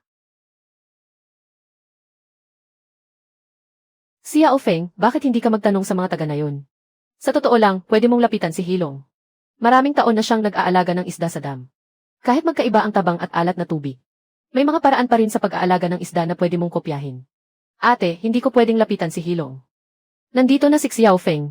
Maupo ka. Gabi na. Ano ng atin? Kapitan, tungkol po sa pag-aalaga ng isda. Gusto ni Boss Jin na simulan ko na ito. Pero base sa pag-uusap namin ngayon ni Mananaliksik Jin, mukhang hindi ganoon kadali. Kailangan pa nating maglagay ng mga floating net cage. At marami pang ibang kagamitan. Hindi ko talaga kayang asikasuhin ito ng mag-isa. Pababa rito, tinanong ako ni Xiao Feng. Naranasan ko nga pong magtrabaho sa dam. Pero tagapakain lang ako doon. Hindi ko po alam ang buong proseso. Hatsing.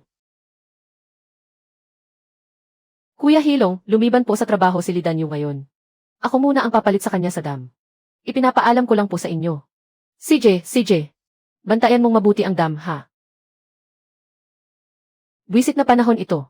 Lintik. Bakit parang kinikilabutan ang likod ko? Si Chen Feng kaya ito. Sinusumpa na naman ako ng batang iyon sa likod ko. Hindi pwede ito. Tiyak na may pinaplano na naman ang batang iyon. Kailangan kong magpadala ng mag-imbestiga. Kung ano ang pinagkakaabalahan niya kamakailan. At kung sino-sino ang mga kinakausap niya. Maghanap ka ng dalawang matalas ang isip para bantayan siya. Doon kay Chen Feng. Kapitan, bakit niyo po kami ipinatawag? Kuya Danyo, ako po ang nagpapatawag sa inyo. Gusto ko lang malaman. Ang proseso ng pag-aalaga ng isda sa dam. Gusto ko pong humingi ng payo sa inyo. Naku, iyon lang pala iyon. Nagkataon na kaming mga narito. Ay nagtatrabaho sa reservoir. Kung kailan magpapakawala ng mga isda. Kung gaano karami at kung paano basahin ang lagay ng mga isda, kabisadong-kabisado namin. Sinasabi ko sa iyo. Salamat sa inyo, mga kuya. Tatanawin ko itong malaking utang na loob. Huwag ka nang magpasalamat, magkakabaryo naman tayo. Sabihan mo lang kami kapag may kailangan ka. Magaling, Lidanyo. Kayong mga trader na walang utang na loob. Binabayaran ko kayo ng 40 yuan kada buwan. Tapos pumunta kayo rito para turuan ang iba na mag-alaga ng isda. Kuya Hilong, magkakabaryo naman po tayo. Hindi ba dapat lang na magtulungan tayo? Lidakyu, huwag kang ang magmaang-maangan sa harap ko. Hindi mo ba alam na binangga ako ni Chen Feng? Tapos nagdala ka pa ng mga tao para turuan siya. Simula sa araw na ito, sibak na kayong lahat sa trabaho. Walang matitira kahit isa. Kuya Hilong, hindi po talaga namin alam. Hindi na po maulit. Kuya Hilong, bigyan niyo pa po kami ng isa pang pagkakataon. Hindi maaari. Iyan ang kapalit ng pagsunod kay Chen Feng. At ng pagbangga sa akin. Hilong, laban nating dalawa ito. Huwag mo nang idamay ang ibang tao. O, naaawa ka ba sa kanila? Ano ngayon ang magagawa mo sa akin? Ganito na lang kung luluhod ka ngayon din. At hihingi ng tawad sa akin. Hindi ko sila tatanggalin sa trabaho. Ano, payag ka? Chen Feng, baka naman pwedeng magpakumbaba ka na muna. Nalagay lang naman sa ganito ang lahat dahil sa pagtulong sa iyo. Ano ba ang sinasabi mo? Hindi basta-basta lumuluhod ang isang tunay na lalaki. Kung ganyan lang din naman. Mas mabuti pang umalis na lang ako sa trabaho. Kung aalis tayo, ano ang kakainin natin? Paano na ang pamilya natin? Kuya Danyo, mga kuya. Mula ngayon, sumama na lang kayo sa akin. Naghahanap ako ng mga makakatulong sa pag-aalaga ko ng isda sa dagat. Nakaipon ako ng pera mula sa pagbebenta ko ng isda noon. Kukunin ko kayo sa trabaho. Hindi ba baba ang sahod ninyo kumpara sa ibinabayad ni Hilong? Hahaha, mag-aalaga ng isda sa dagat. Hanggang ngayon, ilan na ba ang nakita mo? Nagtagumpay sa pag-aalaga ng isda sa dagat. Akala niyo ba magagawa iyan ng mga kung sino-sino lang na tulad ninyo? Mangarap kayo ng gising. Hahaha. Huwag kayong mag-alala, mga kasama. May paraan ako. Maaari kong kontakin si Ginoong Jin Kilong.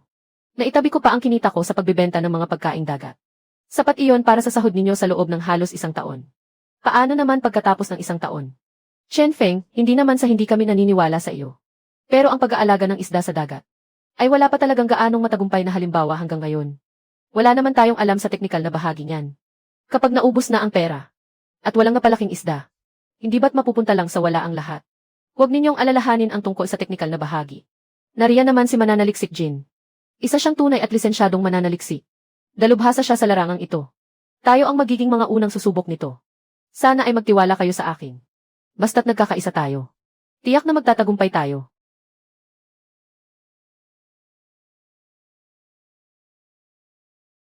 Tiyak na bibili ng mga lambat kulungan ang batang si Chen Feng. Pumunta ka kay Boss K. At sabihin mong nagbabala na si Hilong. Huwag na huwag siyang magbebenta ng mga lambat kulungan kay Chen Feng. Naintindihan mo ba? Opo, naintindihan ko po. Kuya Hilong, aasikasuhin ko na po agad. Sa ngayon, problema pa rin ang mga similya ng isda at mga lambat kulungan. Masyadong kapos sa oras. Wala talagang sapat na similya ng isda para alagaan. At wala ring mabibilhan. Sa propesyonal na pananaw, hindi ko inirerekomendang magmadali tayong magsimula. Kailangan talaga nating bumili ng similya. Dito sa tabing dagat. Maraming kawan ng maliliit na bakoko at dilaw na bakoko.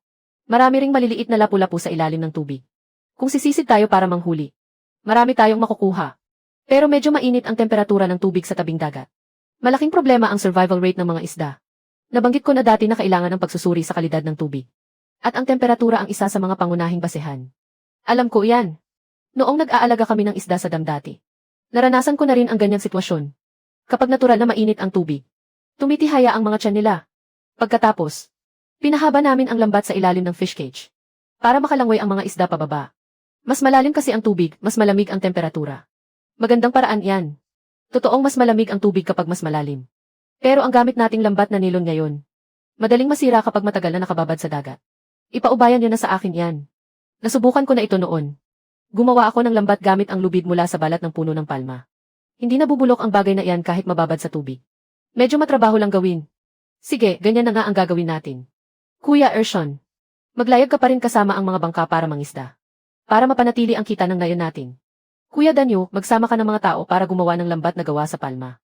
Hahanap naman ako ng paraan para makabili ng mga fish cage.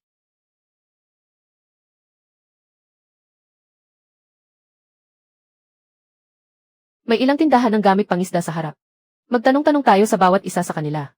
CJ.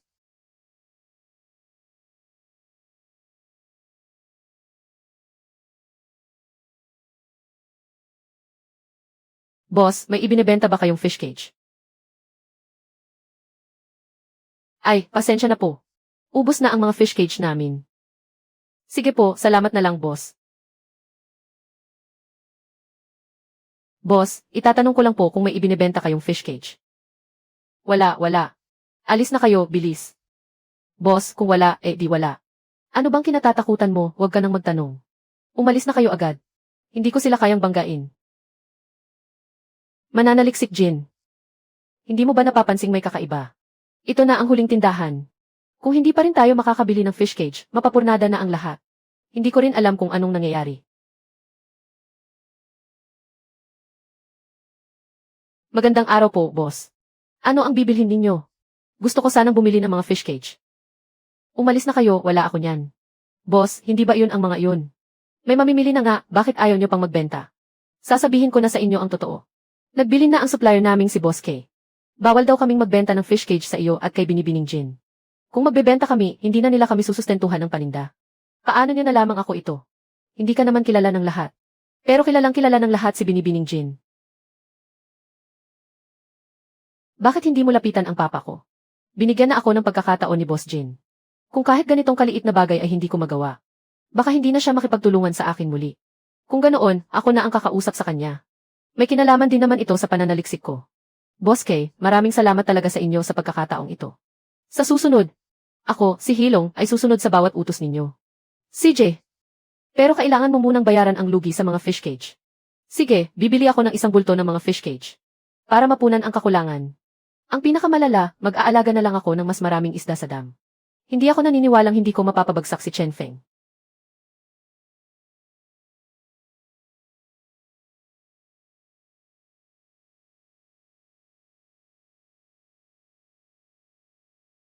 Boss Jin.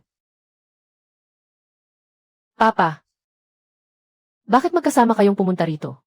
Ano iyon, tungkol ba ito sa pag-aalaga ng isda sa tabing dagat? Kailangan po namin ng tulong ni Boss Jin. Ipinagkatiwala ko sa iyo ang tungkol sa pag-aalaga ng isda sa tabing dagat. Ilang araw pa lang ang nakakalipas, lumapit ka na agad sa akin para humingi ng tulong. Kung ganoon, sa akin ba ang proyektong ito? O sa iyo? Tingnan mo muna ito. Maghanap ng sariling mga binhi ng isda.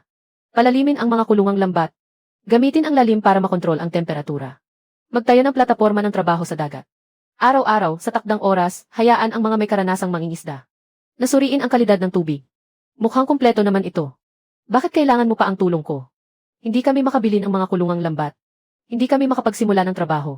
Hindi makabili ng mga kulungan. Kulang ba ang pera? Nabalitaan kong malaki ang kinita mo kay Baihua. Naubos na ang lahat. Hindi ito tungkol sa pera. May isang Boss K na nagbabawal sa iba na magbenta ng mga kulungang lambat sa amin. Halo, pakisuyo namang alamin.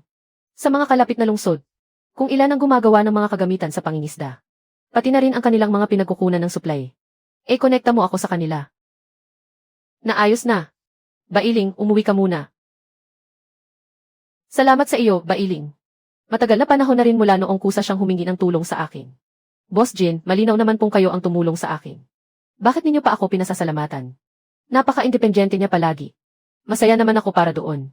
Pero sa totoo lang, ang ganyang pagiging independyente ay nagpaparamdam sa akin na malayo kami sa isa't isa. Bakit naman naging ganoon? Noong mga panahong iyon, ang taming nasa isip ko lang ay ang magtagumpay sa buhay. At magkapera lamang. nang hindi man lang naalagaan ang pamilya ko. Palaging mahina ang katawan ng nanay niya. At halos hindi ko man lang siya naasikaso. Ginoong Jin, ginawa na po namin ang lahat ng aming makakaya. Nagkasakit siya dahil sa labis na pagod. Sobra-sobrang pagtatrabaho. Naapektuhan ang kanyang utak. At nabagok pa ang kanyang ulo. Natatakot akong baka mahirap na siyang magising pa. Sa huli, nagkasakit siya dahil sa labis na pagod. At naging parang gulay na lamang. Mabuti-buti pa si Baihua. Mula noong araw na maging parang gulay ang nanay niya, ay galit na siya sa akin. Kaya naman, nagulat ako na lumapit siya sa akin para sa kapakanan mo ngayon. Talagang nagulat ako. Salamat sa iyo.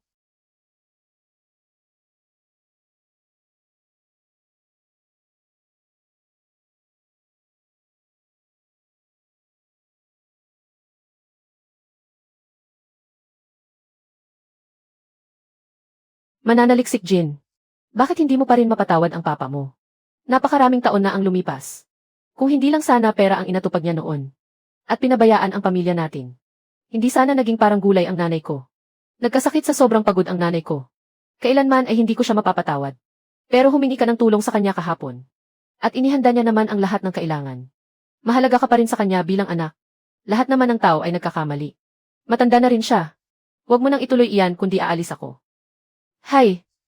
Sige, hindi ko nababanggitin. Sa loob ng 2 araw na ito, aayusin ko ang mga kulungang lambat na ito. Tingnan mo kung angkop ba ang mga ito sa mga kinakailangan sa pananaliksik.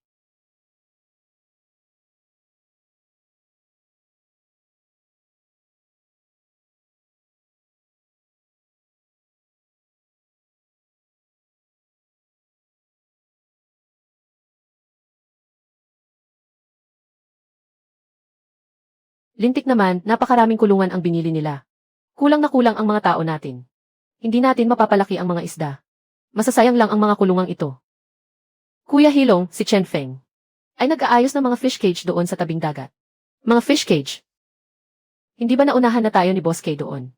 Saan niya nakuha ang mga iyon? Balita ko galing pa sa ibang bayan. Dinala rito gamit ang traktora. Lintek na Chen Feng na iyan, kasalanan niya ang lahat. Dahil sa kanya, napabili ako ng napakaraming cage. Kung alam ko lang, hindi ko na sana binili. Kaya naman po ang may gustong manggulo. Wala naman silang ginagawang masama noong una. Ano nang sabi mo, wala? Kung wala, makinig ka sa akin. Bukas ng gabi, magsama ka ng ilang tao at pumunta kayo sa tabing dagat. Kuya Hilong, kulang na nga ang tao natin dito sa dam. Makinig ka sa akin. Mag-ayos ka ng mga tao bukas. At sirain ninyo ang mga fish cage niya. Xiao Feng. Ikaw ang boss. Bakit ikaw pa ang nagbabantay dito sa gabi? Ano ba namang boss-boss na iyan? Pare-pareho lang naman tayong marangal na manggagawa. Malaki ang naitulong ninyo sa akin noon. Kaya ako na ang magbabantay ngayong gabi. Makinig kayo sa akin, umuwi na kayo at magpahinga ng mabuti.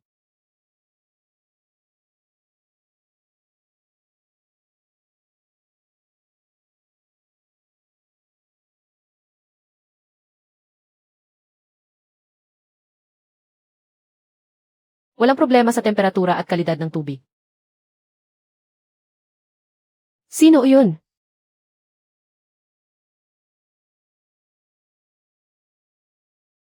Hilong, ikaw na naman. Hayop ka.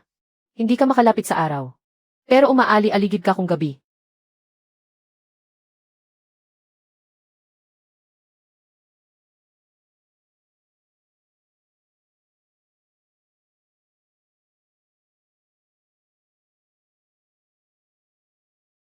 Bilis, tingnan nyo, may sumisira sa mga fish cage natin. Diyan nakasalalay ang kabuhayan natin. Diyan umaasa ang asawa't anak ko para mabuhay. Labanan natin sila. Bilis, sumagwan kayo, bilis.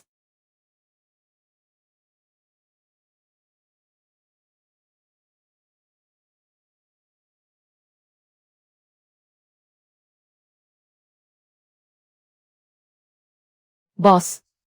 Kuya Feng. Kuya Feng, maawa po kayo. Patawarin niyo po kami, nagkamali kami. Hindi namin alam kung sino ang binabangga namin. Hindi po namin kayo dapat kinalaban. Pakiusap po, maawa kayo sa amin. Palampasin niyo na po kami ngayon. Naghahanap buhay lang din po kami. Nabulag lang po kami kaya namin kayo nabangga. Pakiusap po, maging mapagpatawad kayo. Palampasin niyo na po kami kahit ngayon lang. Huli na para magsisi ngayon. Sinira ninyo ang pasilidad ng komunidad para sa pag-aalaga ng isda. Ipaliwanag ninyo iyan sa mga tanod.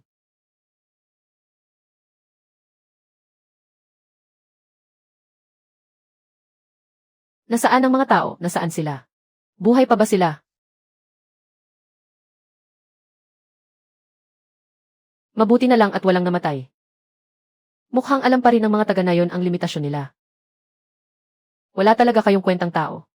Ang pagsira sa pasilidad ng komunidad para sa pag-aalaga ng isda ay labag sa batas. Alam niyo ba yan? Kapitan Liu, nagkamali po kami. Ikulong niyo na po kami, bilis. Opo, opo. Ikulong niyo na po kami. Kapitan Liu, mga tauhan sila ni Hilong. Siguradong si Hilong ang nag-utos nito. Si Hilong ba ang nag-utos sa inyo na gawin ito? Magsabi kayo ng totoo. Hindi po, hindi po. Sarili po naming desisyon ito. Walang kinalaman si Kuya Hilong dito. Opo, kami lang talaga ang may gustong gumawa nito. Bakit niyo pa pinagtatakpan si Hilong? Kung ituturo niyo siya, baka mabawasan ang parusa sa inyo. Kami lang talaga ang gumawa nito. Walang kinalaman ang ibang tao. Wala talaga kayong utang na loob. Pinagtatakpan niyo pa siya. Kuya Danyo, hayaan mo na sila. Katulad niyo rin sila noon. Natatakot lang silang mawalan ng trabaho. Dalhin na sila pabalik. Kapitan Liu, may gusto lang sana akong itanong. Sumama sa iba ang asawa ko. Maaari ko bang pakasalan si Xiang Lian? Baka makasuhan ako ng bigamy. Nagparehistro ba kayo ng kasal ng asawa mo? Kung hindi rehistrado, gaano na siya katagal na nawawala? Higit 1 taon na siguro. Kung ganoon, walang problema. Kung walang rehistro, hindi kayo itinuturing na legal na mag-asawa. Pumunta ka na lang ng direkta sa opisina sa lungsod para kumuha ng sertipiko. Hindi mo ito kasalanan. Aalamin ko rin ang tungkol dito pagkatapos. Napakabuti naman kung ganoon. Maaari ko nang pakasalan si Ate Xiang Lian.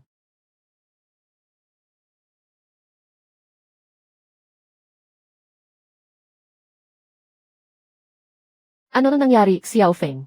Buong gabi kang nakatingin sa palaisdaan na may malawak ng ngiti. Ate Xiang Lian, maaari na tayong magpakasal. Sinabi ni Kapitan Liu. Hindi sila legal na mag-asawa.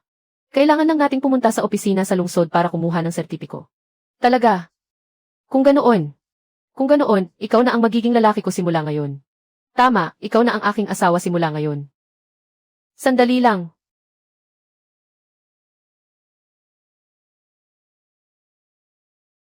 Chen Feng.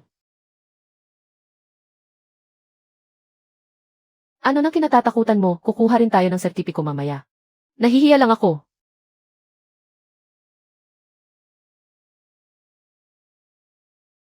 Boss Jin, bakit po kayo naparito? Tuloy po kayo, maupo po kayo. Dapat pala ay nagpahuli muna ako ng dating. Walang anuman po, pasok muna kayo.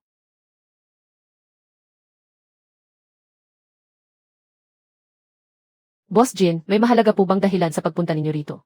Naparito ako para sabihin sa iyo. Huwag mo munang guluhin si Hilong. Paulit-ulit na lang akong ginugulo ni Hilong. Bakit hindi ko siya maaaring harapin? Maaaring huwag mo muna siyang galawin. O kaya naman ay pabagsakin mo siya ng tuluyan sa isang pagkakataon. Kung hindi, babangon pa rin siya para kagatin ka. Boss Jin, ano pong ibig ninyong sabihin sa pagpabagsak kay Hilong ng tuluyan? Gaya ng ipinahihiwatig nito. Ibig sabihin ay hindi na siya makakabangon pa habang buhay. Kung paano gagawin iyon? Malalaman ninyo rin sa mga susunod na araw. Napakasaya ninyong dalawa. Hindi mo pa rin ba maiwan ang nakaraan? Paano ko naman iyon maiiwan? Nagsikap akong kumita ng pera noon para sa aking asawa at mga anak. Ngayong mayaman na ako. Ang asawa ko naman ay naging gulay na. At wala man lang sa 2 kong anak na babae ang malapit sa akin. Noong huling beses sa dalampasigan, nakita kong nakikinig naman sa iyo sina Jin Baihua at Jin Bailing. Kahit hindi malapit sa iyo si Jin Bailing. Malapit naman sa iyo si Baihua, hindi ba? Mukha lang malapit si Baihua. Pero sa totoo lang, natatakot lang siyang magalit ako. Paano naman kay Bailing? Paano ko naman siya matitiis? Ako ang ama nila. Kung ganoon, bakit ganoon ang iniisip ni Baihua? Ang nanay nila ay ang uri ng tao na kinikimkim ang hirap at nagtitiis mag-isa. Nang manghina ang katawan niya, dahil ayaw niyang maging pabigat sa akin. Itinago niya ito sa akin. Naaalala ko pa noong araw na umuwi ako. Nakahanap ako ng paraan. Nakipagtulungan ako sa isang kaibigan para magtayo ng pabrika. At ibebenta sa ibang bansa ang mga magagawa namin. Mabilis na yayaman ang pamilya natin. Hilong, napakahusay mo talaga. Sa hitsura mo pa lang. Siguradong pagod na pagod ka na. Maligo ka muna at matulog. Maglilinis muna ako ng bahay. Magpapainit ako ng pagkain para sa iyo. Matutulog na rin ako.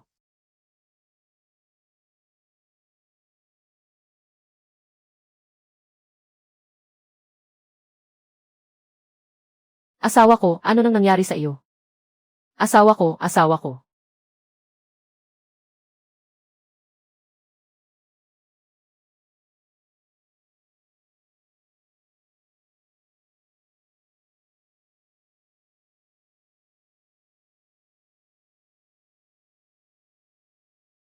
Pasensya na kayo.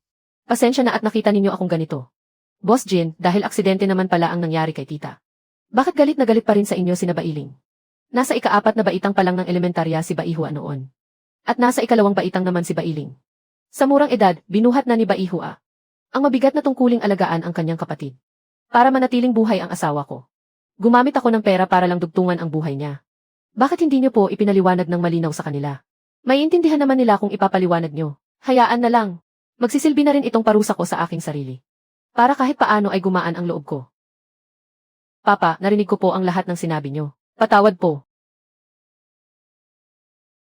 Sa nakalipas na mga taon, nagkamali po ako ng akala sa inyo. Walang anuman, kasalanan naman ng papa. Hindi ko naalagaan ng mabuti ang mama niyo, pati na kayo.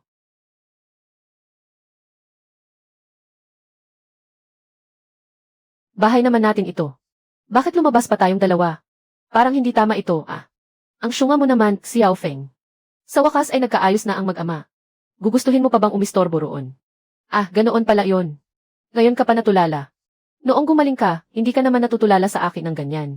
Kasi naman, Ate Xianglian, napakaganda mo. Bolero mo talaga. Kuya Ershon, bakit parang nagmamadali ka? Chen Feng, may malaking problema. Pumunta na naman si Hilong sa dalampasigan para sirain ang mga fish cage natin. Lintik na yan, salot talaga siya. Hindi, teka. May nangyari sa dam. Hindi ba't kay Hilong ang dam na iyon? Kung ganoon, hindi tayo dapat magmadali, Kuya Ershon. Dahan-dahan mong ipaliwanag. Ang daming patay na isda na lumulutang sa dam ni Hilong. Seryoso ka ba? Totoong totoo. Naghahanap si Hilong ng bibili sa mga patay na isda na yon. Pero walang gustong bumili sa mga taga-nayon. Natatakot silang sumakit ang tiyan nila. Ito kaya ang tinutukoy ni Boss Jin. Kailangan natin itong puntahan at tingnan. Samahan mo ako roon, tingnan natin kung ano ang mayroon. Isang tambak lang naman ng patay na isda yon. Ngayong mayaman ka na, kinalimutan mo na ako. Baka sakaling makuha natin ang dam na iyon. Basta't mapagaling natin ang mga isda. Pwede na tayong mag-alaga roon. Kukunin natin, nagsisimula ng mamatay ang mga isda roon. At saka, hindi papayag si Hilong na malugi siya.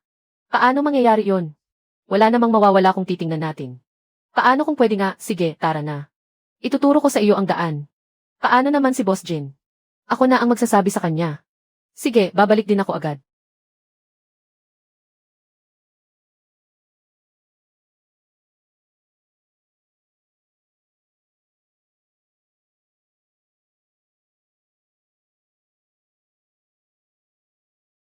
Bilis-bilisan nyo nga. Kapag hindi nyo yan naubos, sisibakin ko kayo. Kapag nagutom ako, huwag nyo ring asahang makakakain kayo. Ikaw, siguradong ikaw ang may gawa nito. Gumaganti ka sa akin.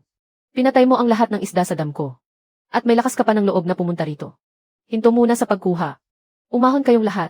Siguradong si Chen Feng ang may kasalanan nito. Ngayong araw, pagbabayarin ko siya. Pinatay niya ang mga isda ko.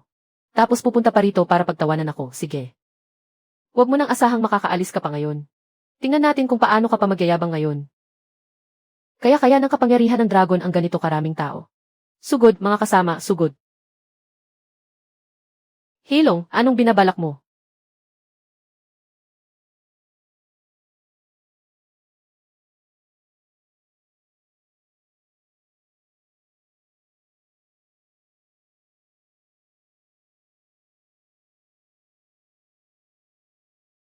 Ay, Kapitan Liu.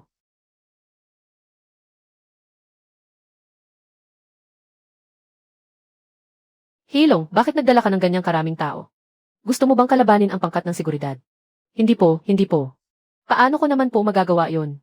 Kapitan Liu, marami lang pong namatay na isda sa dam. Pinapakuha ko lang po sa kanila. Ano nang ginagawa ninyo? Bilisan ninyo at manghuli na kayo ng isda. Boss Long, hindi ba't kayo lang ang nagsabi sa aming umahon kanina? Sinabi ko lang na umahon kayo, umahon nga kayo. Kung sabihin ko sa inyong kumain ng tae, kakain din kayo. Bilisan ninyo at manghuli na kayo ng isda. Kapitan Liu, tingnan ninyo po. Talagang pinapahuli ko lang sila ng isda. Hindi ko po alam kung ano nang maipaglilingkod ko sa inyo ngayon, Kapitan Liu. Hilong, hindi mo pa ba alam kung ano ng kasalanan ang ginawa mo?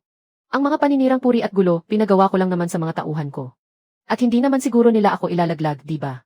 Kapitan Liu, wala po akong ginagawang masama. Ang mga tauhan ko lang ang gumawa ng mga iyon. Wala po akong kinalaman doon.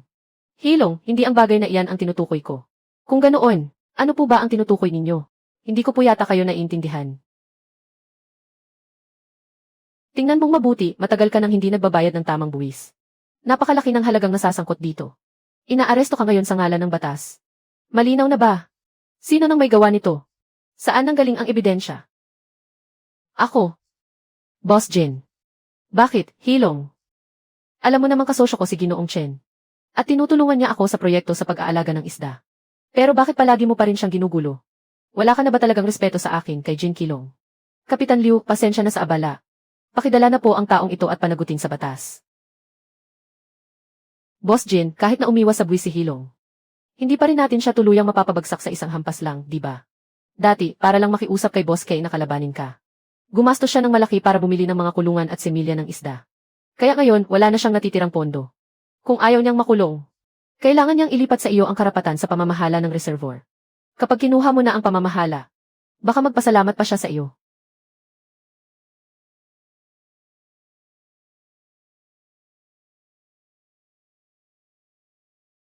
Hindi ko akalain na makukuha natin ang reservoir ng ganoon kadali. Iba talaga ang galing ninyo, Boss Jin. Mukhang marami pa po akong dapat matutunan. Kapitan Liu, hindi ko po kayang ilabas ang ganoong kalaking pera ng biglaan. Ano nang gusto ninyong gawin ko?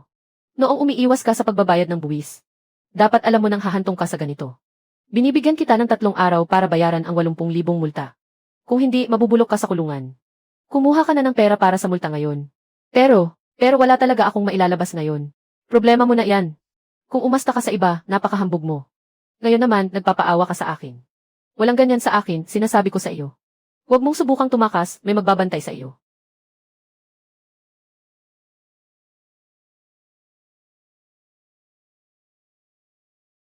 Ngayon, masaya ka na.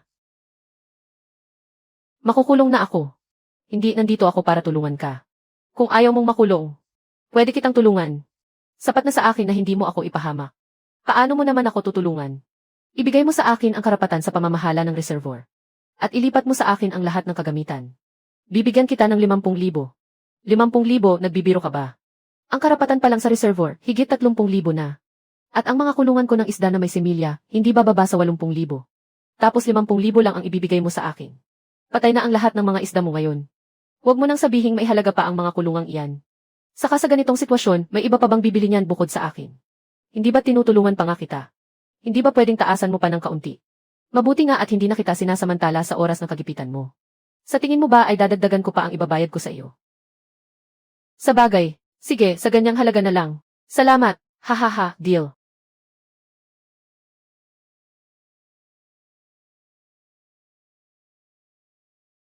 Bakit nagmamadali kayatang pinapunta ako rito? Ano nang mayroon? Tingnan mo. May pag-asa pa bang maisalba ang mga isdang ito?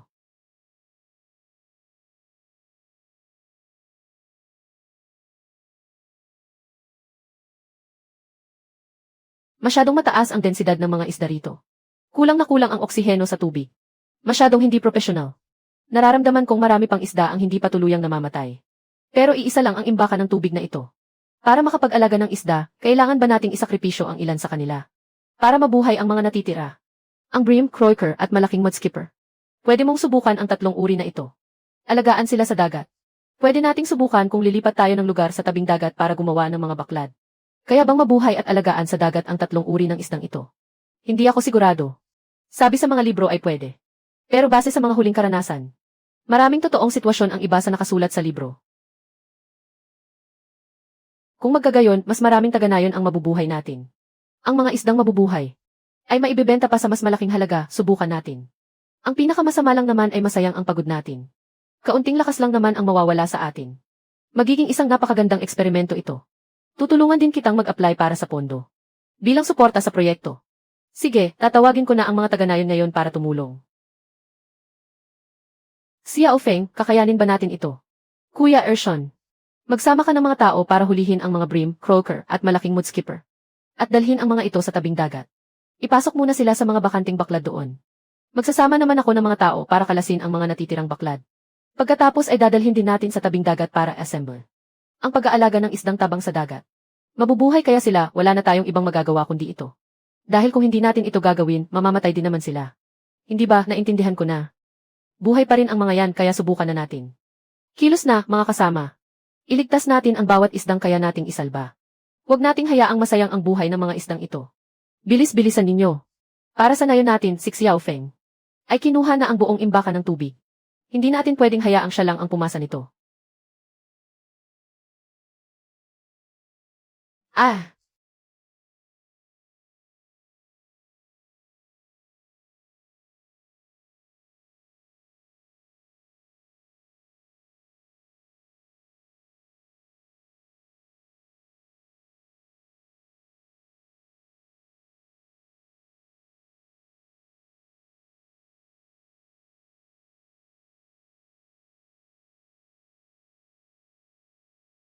Napakabuti naman, nagtagumpay tayo, ang mga isda sa imbakan.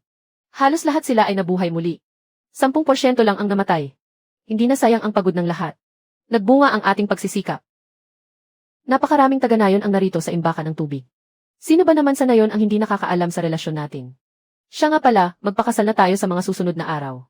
Talaga? Siyempre naman.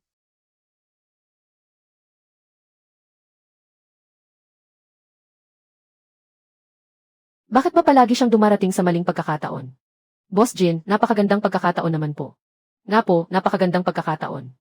Kung nahuli pa kami ng kaunti, baka may iba pa kaming nasaksihang eksena. Ano po ba ang sinasabi ninyo? Nako, isang malaking pagkakamali lang po iyon. Noong oras na iyon ay para gamutin ang peklat sa liig mo. Gagamot ka na nga lang, pinuno mo pa ng laway ang katawan ko. Hindi ba't para lang din naman sa pera iyon? Sa totoo lang, sinamahan ako ni na Papa at Ate ngayon. Para lang papirmahan sa iyo ang mga dokumentong ito. Kasunduan para sa estratehikong kooperasyon. At ang kontrata para sa magkasamang pananaliksik sa pag-aalaga ng isda. Nais makipagtulungan ang paaralan namin sa iyo. Para magkasamang magsaliksik at magbahagi ng mga patent sa pag-aalaga ng isda. Dati nga ay wala man lang akong makain. At magulo pa ang aking isip. Hindi ko akalaing mararating ko ang araw na ito. Isa nga itong napakalaking regalo para sa akin. Anong regalo kung makakagawa kami ni Bailing ng teknolohiya sa pag-aalaga at formula ng pagkain na pwedeng ipalaganap? Ay maibebenta natin ang teknolohiyang iyon. At ang mga taga-nayon ay makakapunta rin sa ibang tabing dagat para magtayo ng mga palaisdaan. Kung gayon, hindi ba't yayaman na ang lahat ng tao sa nayon natin? Maraming salamat sa iyo. Mananaliksik Jin. Ako ang manlilibre ngayon. Hayaan niyo po akong ilibre ng pagkain ang pamilya ninyo. Nagsasaliksik ako. At salamat din sa lugar at karanasan na ibinahagi ninyo. Pero hindi pwede ngayon. Sinasamahan lang ako ni na Papa at Ate. Mamaya, bibisitahin pa namin si Mama. Kung nagamot ng laway ko ang pilat ni Ate Jin. Kaya nitong gisingin din siya. Ate Xianglian, hintayin niyo muna ako sandali.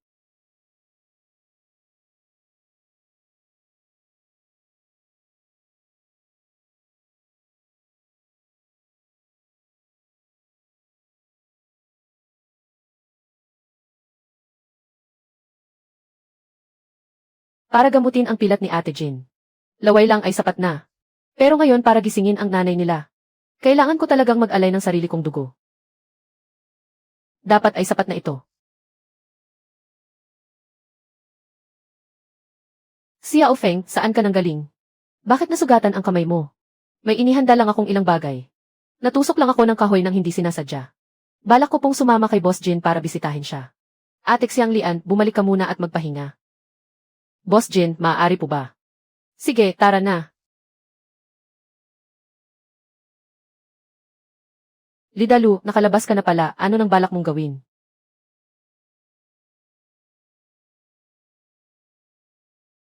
Lidalu, ano ba ang ginagawa mo? Nakalabas na ako. Bagsak na rin si Heilong. Dati, waldas ako sa pera. Ngayon, wala na akong kahit isang sentimo. Walang utang na loob ang mga tao sa nayon. Iniiwasan nila ako. Shen Feng, patuluyin mo naman ako. Dati, pinipilit mong bilhin ang mga pagkaing dagat sa halagang 50 sentimo lang. Tapos ibebenta mo kay Ate Jin ng 70 o 80 piso. Bakit hindi mo sinabing wala kang konsensya noon? Alam ko na ang pagkakamali ko. Bigyan mo naman ako ng pagkakataon. Gagawin ko ang kahit ano. Gusto ko lang magkaroon ng makakain. Hindi sa alam mo ang pagkakamali mo. Kundi alam mo lang natapos ka na. Kahit isang pagkakataon ba ay hindi mo maibibigay sa akin. Sa mahabang panahon noon, ilang beses mo ba binigyan ng pagkakataon ang mga taga na yon? Chen Feng, ikaw ang sumira sa buhay ko. Lalabanan kita hanggang kamatayan. Chen Feng, mag-ingat ka.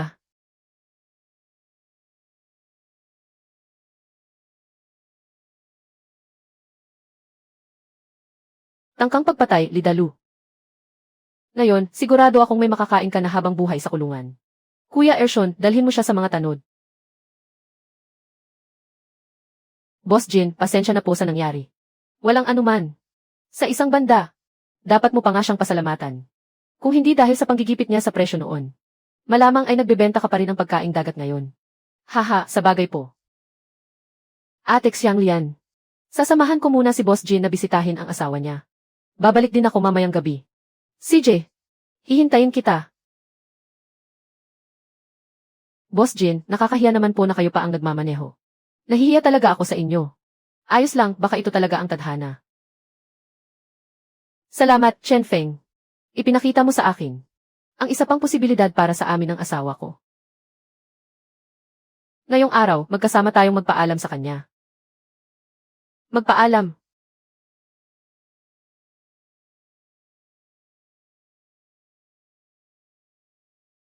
Nagpadala na ng kritikal na abiso ang ospital.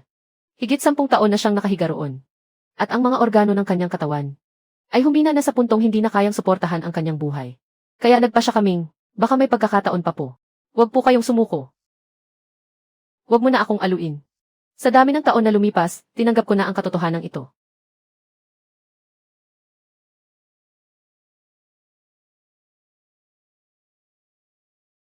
Linghua, nandito ako para bisitahin ka. Baihua, manatili ka rito para samahan ang mama mo. Bailing, sumama ka sa akin para ayusin ang mga papel. Bakit hindi ako ang sumama? Mas marunong mag-alaga ng tao si ate. Hindi naman kailangan ni mama. Nagawa ko na ang lahat ng ipinangako ko sa iyo. Inalagaan ko ng mabuti ang kapatid ko. At inalagaan ko rin ang sarili ko. Susubukan ba natin? Kung hindi natin susubukan, walang mangyayaring masama sa atin. Hindi maaari, may utang na loob ako sa pamilya Jin. Hindi ko kayang pabayaan na lang ang taong tumulong sa akin nang walang ginagawa. Bilis po, tita, uminom pa po kayo. Baihua, darating na ang doktor mamaya, dadalhin natin. Chen Feng, ano nang ginagawa mo?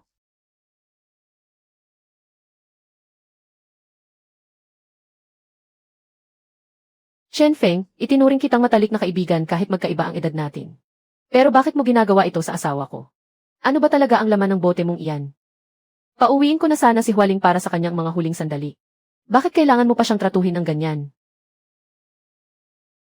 Gusto ko lang pong subukan kung magigising si tita. Ito po ay isang tradisyonal na lunas mula sa aming nayon. Naisip ko na dahil aalis na rin naman si tita. Bakit hindi natin subukan? Hindi mo ba muna pwedeng itanong sa amin? Ano ka ba niya? Sa ganitong bagay, bakit ka nagdedesisyon ng mag-isa? Nagkamali ako ng tingin sa iyo. Chen Feng. Papa, mabuti naman ang intensyon ni Chen Feng. Ang peklat sa leg ko noon, siya ang nagpagaling. Papa, gumalaw ang kamay ni Mama. Bailing, kaunti lang ang oras na inilaan mo sa pag-aalaga sa iyong ina. Kaya maaaring hindi mo alam na ang mga taong nasa vegetative state ay may mga reflex. Normal lang na gumalaw siya.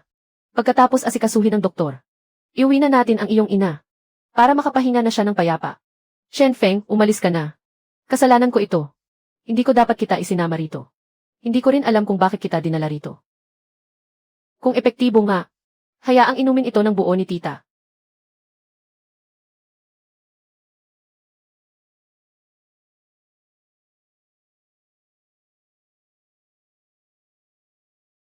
Doktor, idinilat niya ang kanyang mga mata. Ang mga pasyenteng nasa vegetative state ay maaaring kusang magdilat, magpikit at kumurap. At maaari pang gumalaw ang kanilang mga mata. Ngunit wala silang kamalayan. Alam ninyo naman iyan. Narinig ko ba talaga ang boses ni Hualing? Mukhang hindi mo pa rin ako kayang pakawalan, Kilong.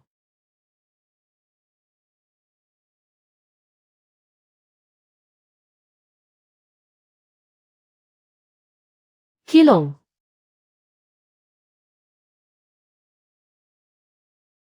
Kilong, ikaw ba si Kilong? Bakit tumanda ka ng ganyan? Nandito ako, Waling. Nandito ako. Isang himala ito. Isang tunay na himala. Nagising nga ako. Tatawag ako ng tao agad. Nawalan lang naman ako ng malay ng kaunting oras. Bakit tumanda ka ng ganyan? Sino ang dalawang batang babaeng ito? Mukhang pamilyar sila. Mama, ako si Baihua. Mama. Mama, ako si Bailing. Ang lalaki na ng mga anak ko. Gaano ba talaga ako katagal na walang malay? 18 taon, waling. Nawalan ka ng malay sa loob ng 18 taon. 18 taon. Ganoon ako katagal na walang malay. 18 taon. Hindi maaari. Talaga bang epektibo ang tubig ni Chen Feng? Kung hindi, wala itong ibang paliwanag. Kahit ang sugat ko noon ay gumaling sa mahiwagang paraan. Mama, uminom po kayo ng kaunti. Tingnan natin kung ano ang mararamdaman ninyo. Mama, ano pong pakiramdam ninyo? Parang umiinit ang katawan ko. May enerhiyang dumadaloy sa loob ko. Mama, inumin ninyo po ng buo. Tiyak na may kinalaman ang tubig na ito sa paggising ninyo. Hindi maaari kung ito nga ang epekto ng tubig ni Chen Feng. Hahanapin ko si Chen Feng ngayon din. Kailangan kong humingi ng tawad sa kanya ng harapan. Siya ang nagligtas kay Hualing. Papa, ako na po ang pupunta. Manatili po kayo rito para alagaan si Mama.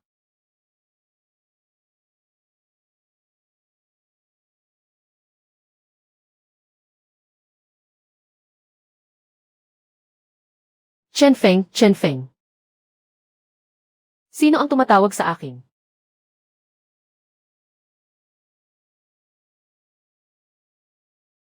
Bakit parang nagmamadali ka?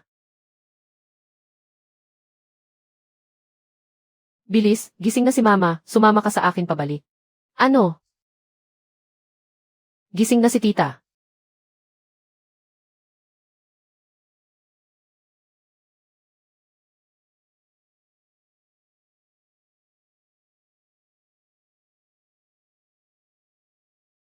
Hindi ka pani-paniwala. Isang himala ng buhay. Nakahiga siya ng 18 taon at sa wakas ay nagising. Sa 30 taon ko sa paggagamot, ngayon ko lang ito nakita. Maliban sa medyo mahina pa ang kanyang katawan. Wala naman kaming nakikitang ibang problema sa ngayon. Bumalik na sa normal at sumigla ang kanyang pulso. Napakabilis ng kanyang paggaling. Chen Feng, salamat. Tapos na po ba kayong mag-eksamen, mga doktor? Gusto ko pong kausapin ang aking ina. Maaari naman, ngunit kagigising lang ng pasyente. Masyado pang mahina ang kanyang katawan. Huwag muna natin siyang hayaang magsalita ng marami. Tawagin ninyo agad kami kung may kakaibang mangyari.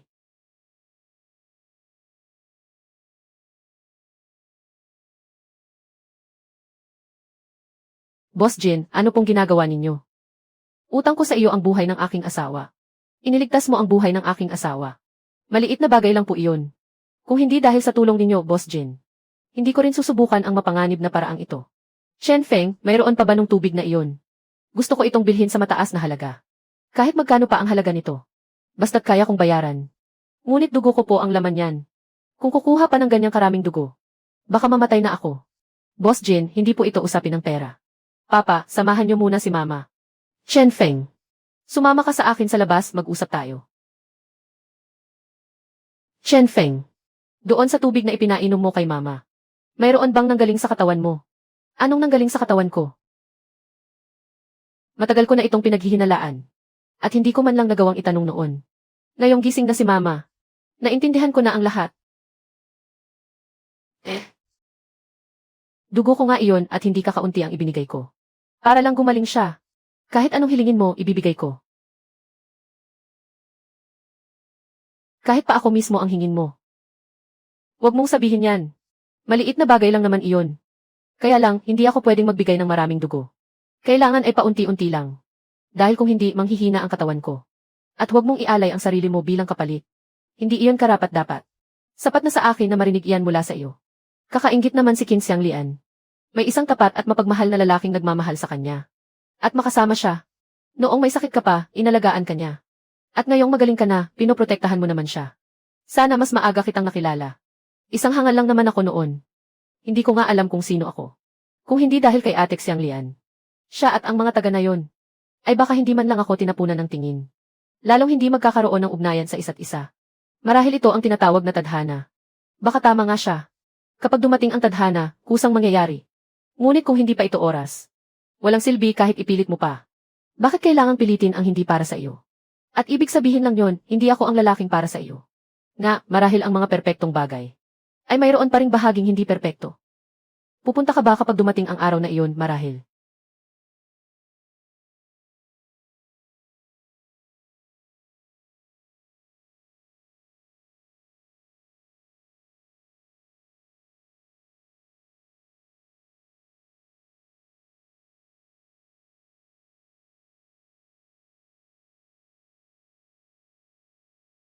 Xiao Feng, binabati kita.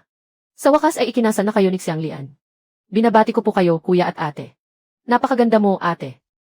Salamat, Kuya Ershon. Salamat, bata. Kuya Ershon, tuloy po kayo sa loob. Congratulations sa inyo. Xiao Feng, laging naaalala ng buong nayon ang kabutihan mo. Tinulungan mo kaming lahat na makakain ng sapat. At unti-unti na rin kaming yumayaman.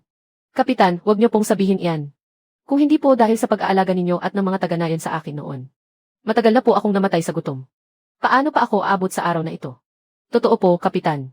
Kung wala po ang tulong ng lahat, hindi po namin mararating ang araw na ito. Tuloy po kayo sa loob. Magkakanayo naman tayong lahat. Dapat lang na magtulungan tayo. Ate, bakit po kayo naparito? Hindi pa po lubusang gumagaling ang katawan ninyo. Hindi niyo na po kailangang mag-abala pang pumunta rito. Chen Feng, kung hindi dahil sa iyo. Nakahiga pa rin ako sa kama at hindi magigising. Kaya naman, kailangan kong dumalo sa kasal mo.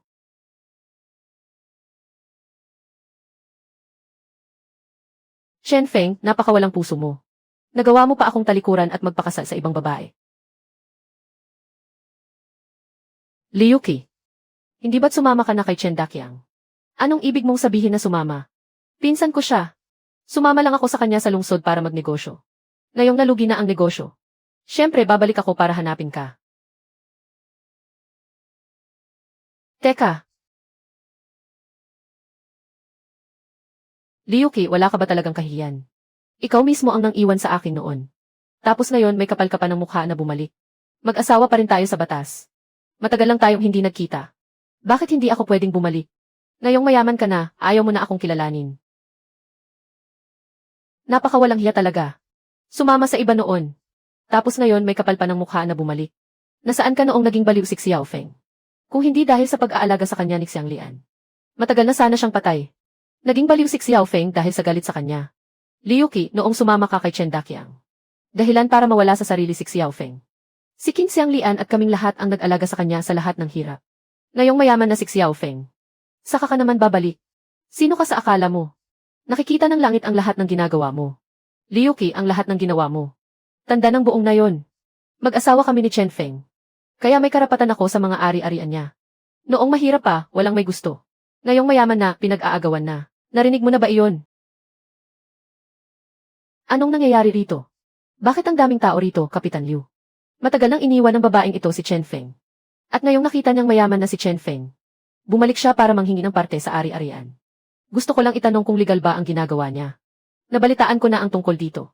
Sa ilalim ng batas, ang ari-arian ng mag-asawa ay pagmamay-ari nilang dalawa. Kaya maaari nga siyang humiling ng parte sa ari-arian. Narinig niyo ba? Kahit si Kapitan Liu, sinabing tama ako. Hindi pa ako tapos magsalita. Ano pa ba, ngunit hindi normal ang pagsasama ninyo. Sa pagkakaalam ko, kakakasal niyo pa lang noon ni Chen Feng. Nang sumama ka agad kay Chen Daqiang. Iniwan mo si Chen Feng, na naging sanhi ng pagkawala niya sa sarili. Kaya naman, walang bisa ang inyong kasal. Ang ginawa mo ay maituturing na panloloko. Ngayong araw, opisyal kitang arestuhin. Ano, hindi mali ang narinig mo? Chen Feng, may arestuhin ako sa kasal mo. Hindi naman ba ito makakaabala? Walang problema, sige lang, arestuhin mo siya. Ako ang tunay na asawa ni Chen Feng. Gusto ko ng parte sa pera. Ako ang tunay na asawa ni Chen Feng. Wala akong ginawang krimen. Ako ang tunay na asawa ni Chen Feng. Gusto ko ng parte sa pera, ako. Ang asawa ni Chen Feng. Wala akong ginawang krimen. Nakaalis na ang mga nanggugulo. Ituloy na natin. Malapit na ang tamang oras. Pumasok na po ang lahat.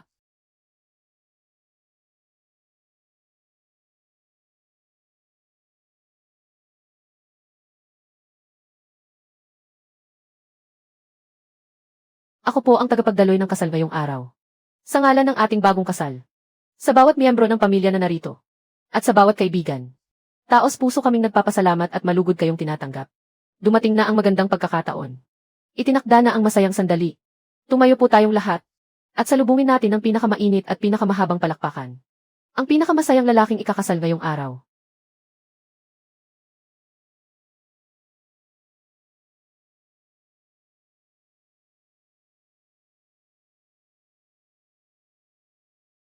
Para marating ko ang araw na ito. Gusto ko munang magpasalamat sa lahat ng taga nayon. Noong panahong naging tanga pa ako. Kung hindi dahil sa pag-aalaga ninyo sa akin. Siguradong wala na ako ngayon. Nagpapasalamat din ako sa pamilya ni Boss Jin. Kung wala ang tulong ninyo, hindi ko mapapalago ang negosyo ng ganito kabilis. At higit sa lahat, salamat sa aking asawa. Noong ako ay may sakit pa. Kung hindi niya ako inalagaan, hindi ako mabubuhay. Nang gumaling na ako. Kung wala siya sa tabi ko, baka matagal na akong sumuko. Halik na, halik na.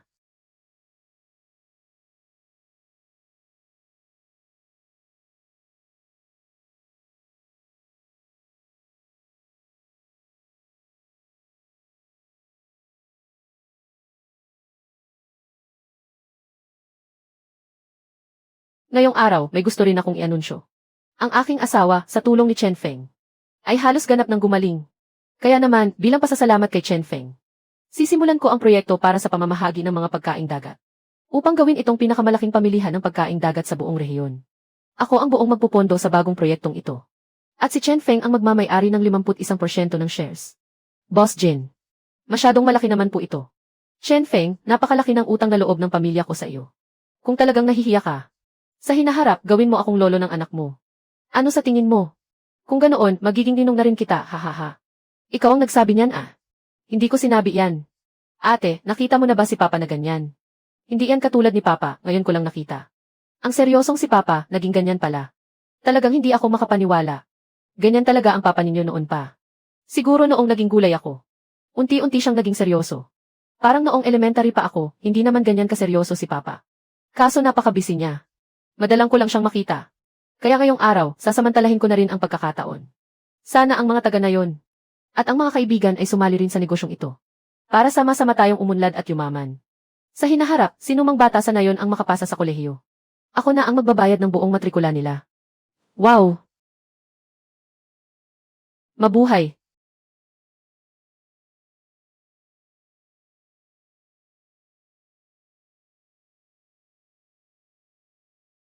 Magiging tatay na ako, napakahusay. May pangalan na ba ang apo ko? Kapag lalaki, Chenlong ang ipangalan. Kapag babae naman, Chenkyu. Bakit ganyan ang mga pangalan? Duhi sila ang mga tagapagmana ng dragon.